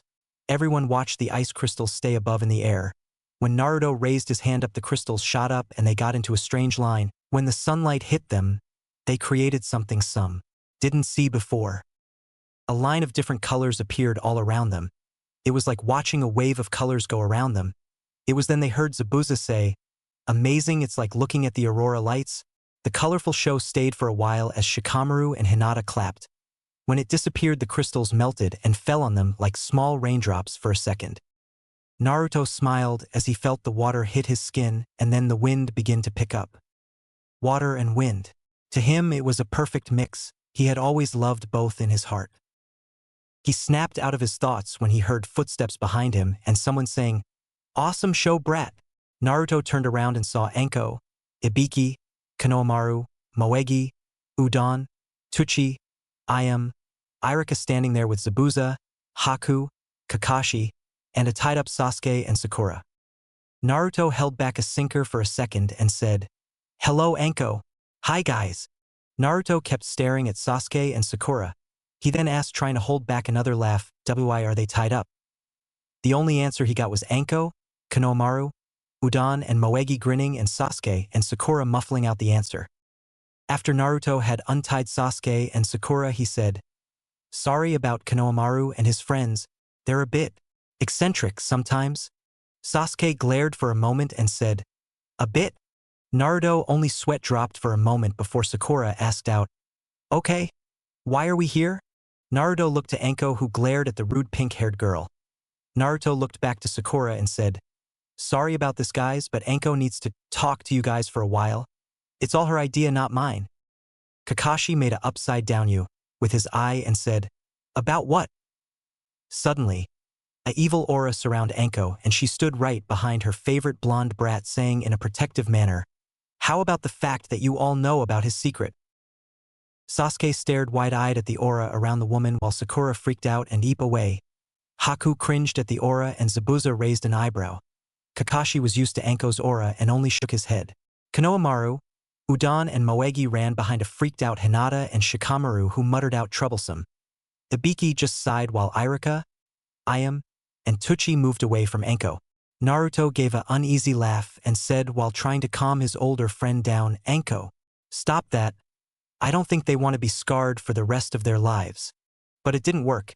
Anko moved Naruto out of the way and glared the most evilest glare she had ever done and said, "If any of you idiots hurt him or even tell anyone about the brat's secret, I will personally make your own skin into a new coat for me to wear, and I will use your insides for soup, which I will personally feed to those you care for." Everyone who was scared of Anko nodded a bit, and those that weren't cringed at the treat. She then smirked and said, "Now, welcome to the protectors of Naruto Uzumaki Club. Now that you know his secret, we can all make sure he isn't hurt or used. Also dash." But before Anko could finish, Naruto yelled out in embarrassment, "Anko, I thought I told you, you're not a club." Anko stuck her tongue out at the blonde for a second before saying, "As I was saying, the brat here needs to be protected from everyone and everything. And as seeing that you morons haven't screamed his secret from the rooftops yet, you'll be the rookies." Sakura and a few others that didn't know raised an eyebrow at this. Haku then asked, "Our rookies?" Anko and those that did know nodded. Naruto sighed and just wanted to dig a hole and hide from Anko and her craziness. "Yes. Rookies, you see, the Hokage, Tuchi, and I were one of the first ones that know of Naruto's secret, and since they kept his secret this long, they are the commanders of this club." Naruto shook his head and muttered out, "Anko." She just smiled and said, "They other than Naruto have the right to command the lower ones. I and Ibiki found out a few years after and were in second command along with 3 others who we can't name right now. Then it was Hinata and Shikamaru who found out, so they are third, Irika is fourth, and Kanomaru and his friends are now fifth now that you guys know." Naruto wanted to once again dig himself into a hole as Anko went on and on about it. He may like her as a sister, but sometimes she was just too crazy,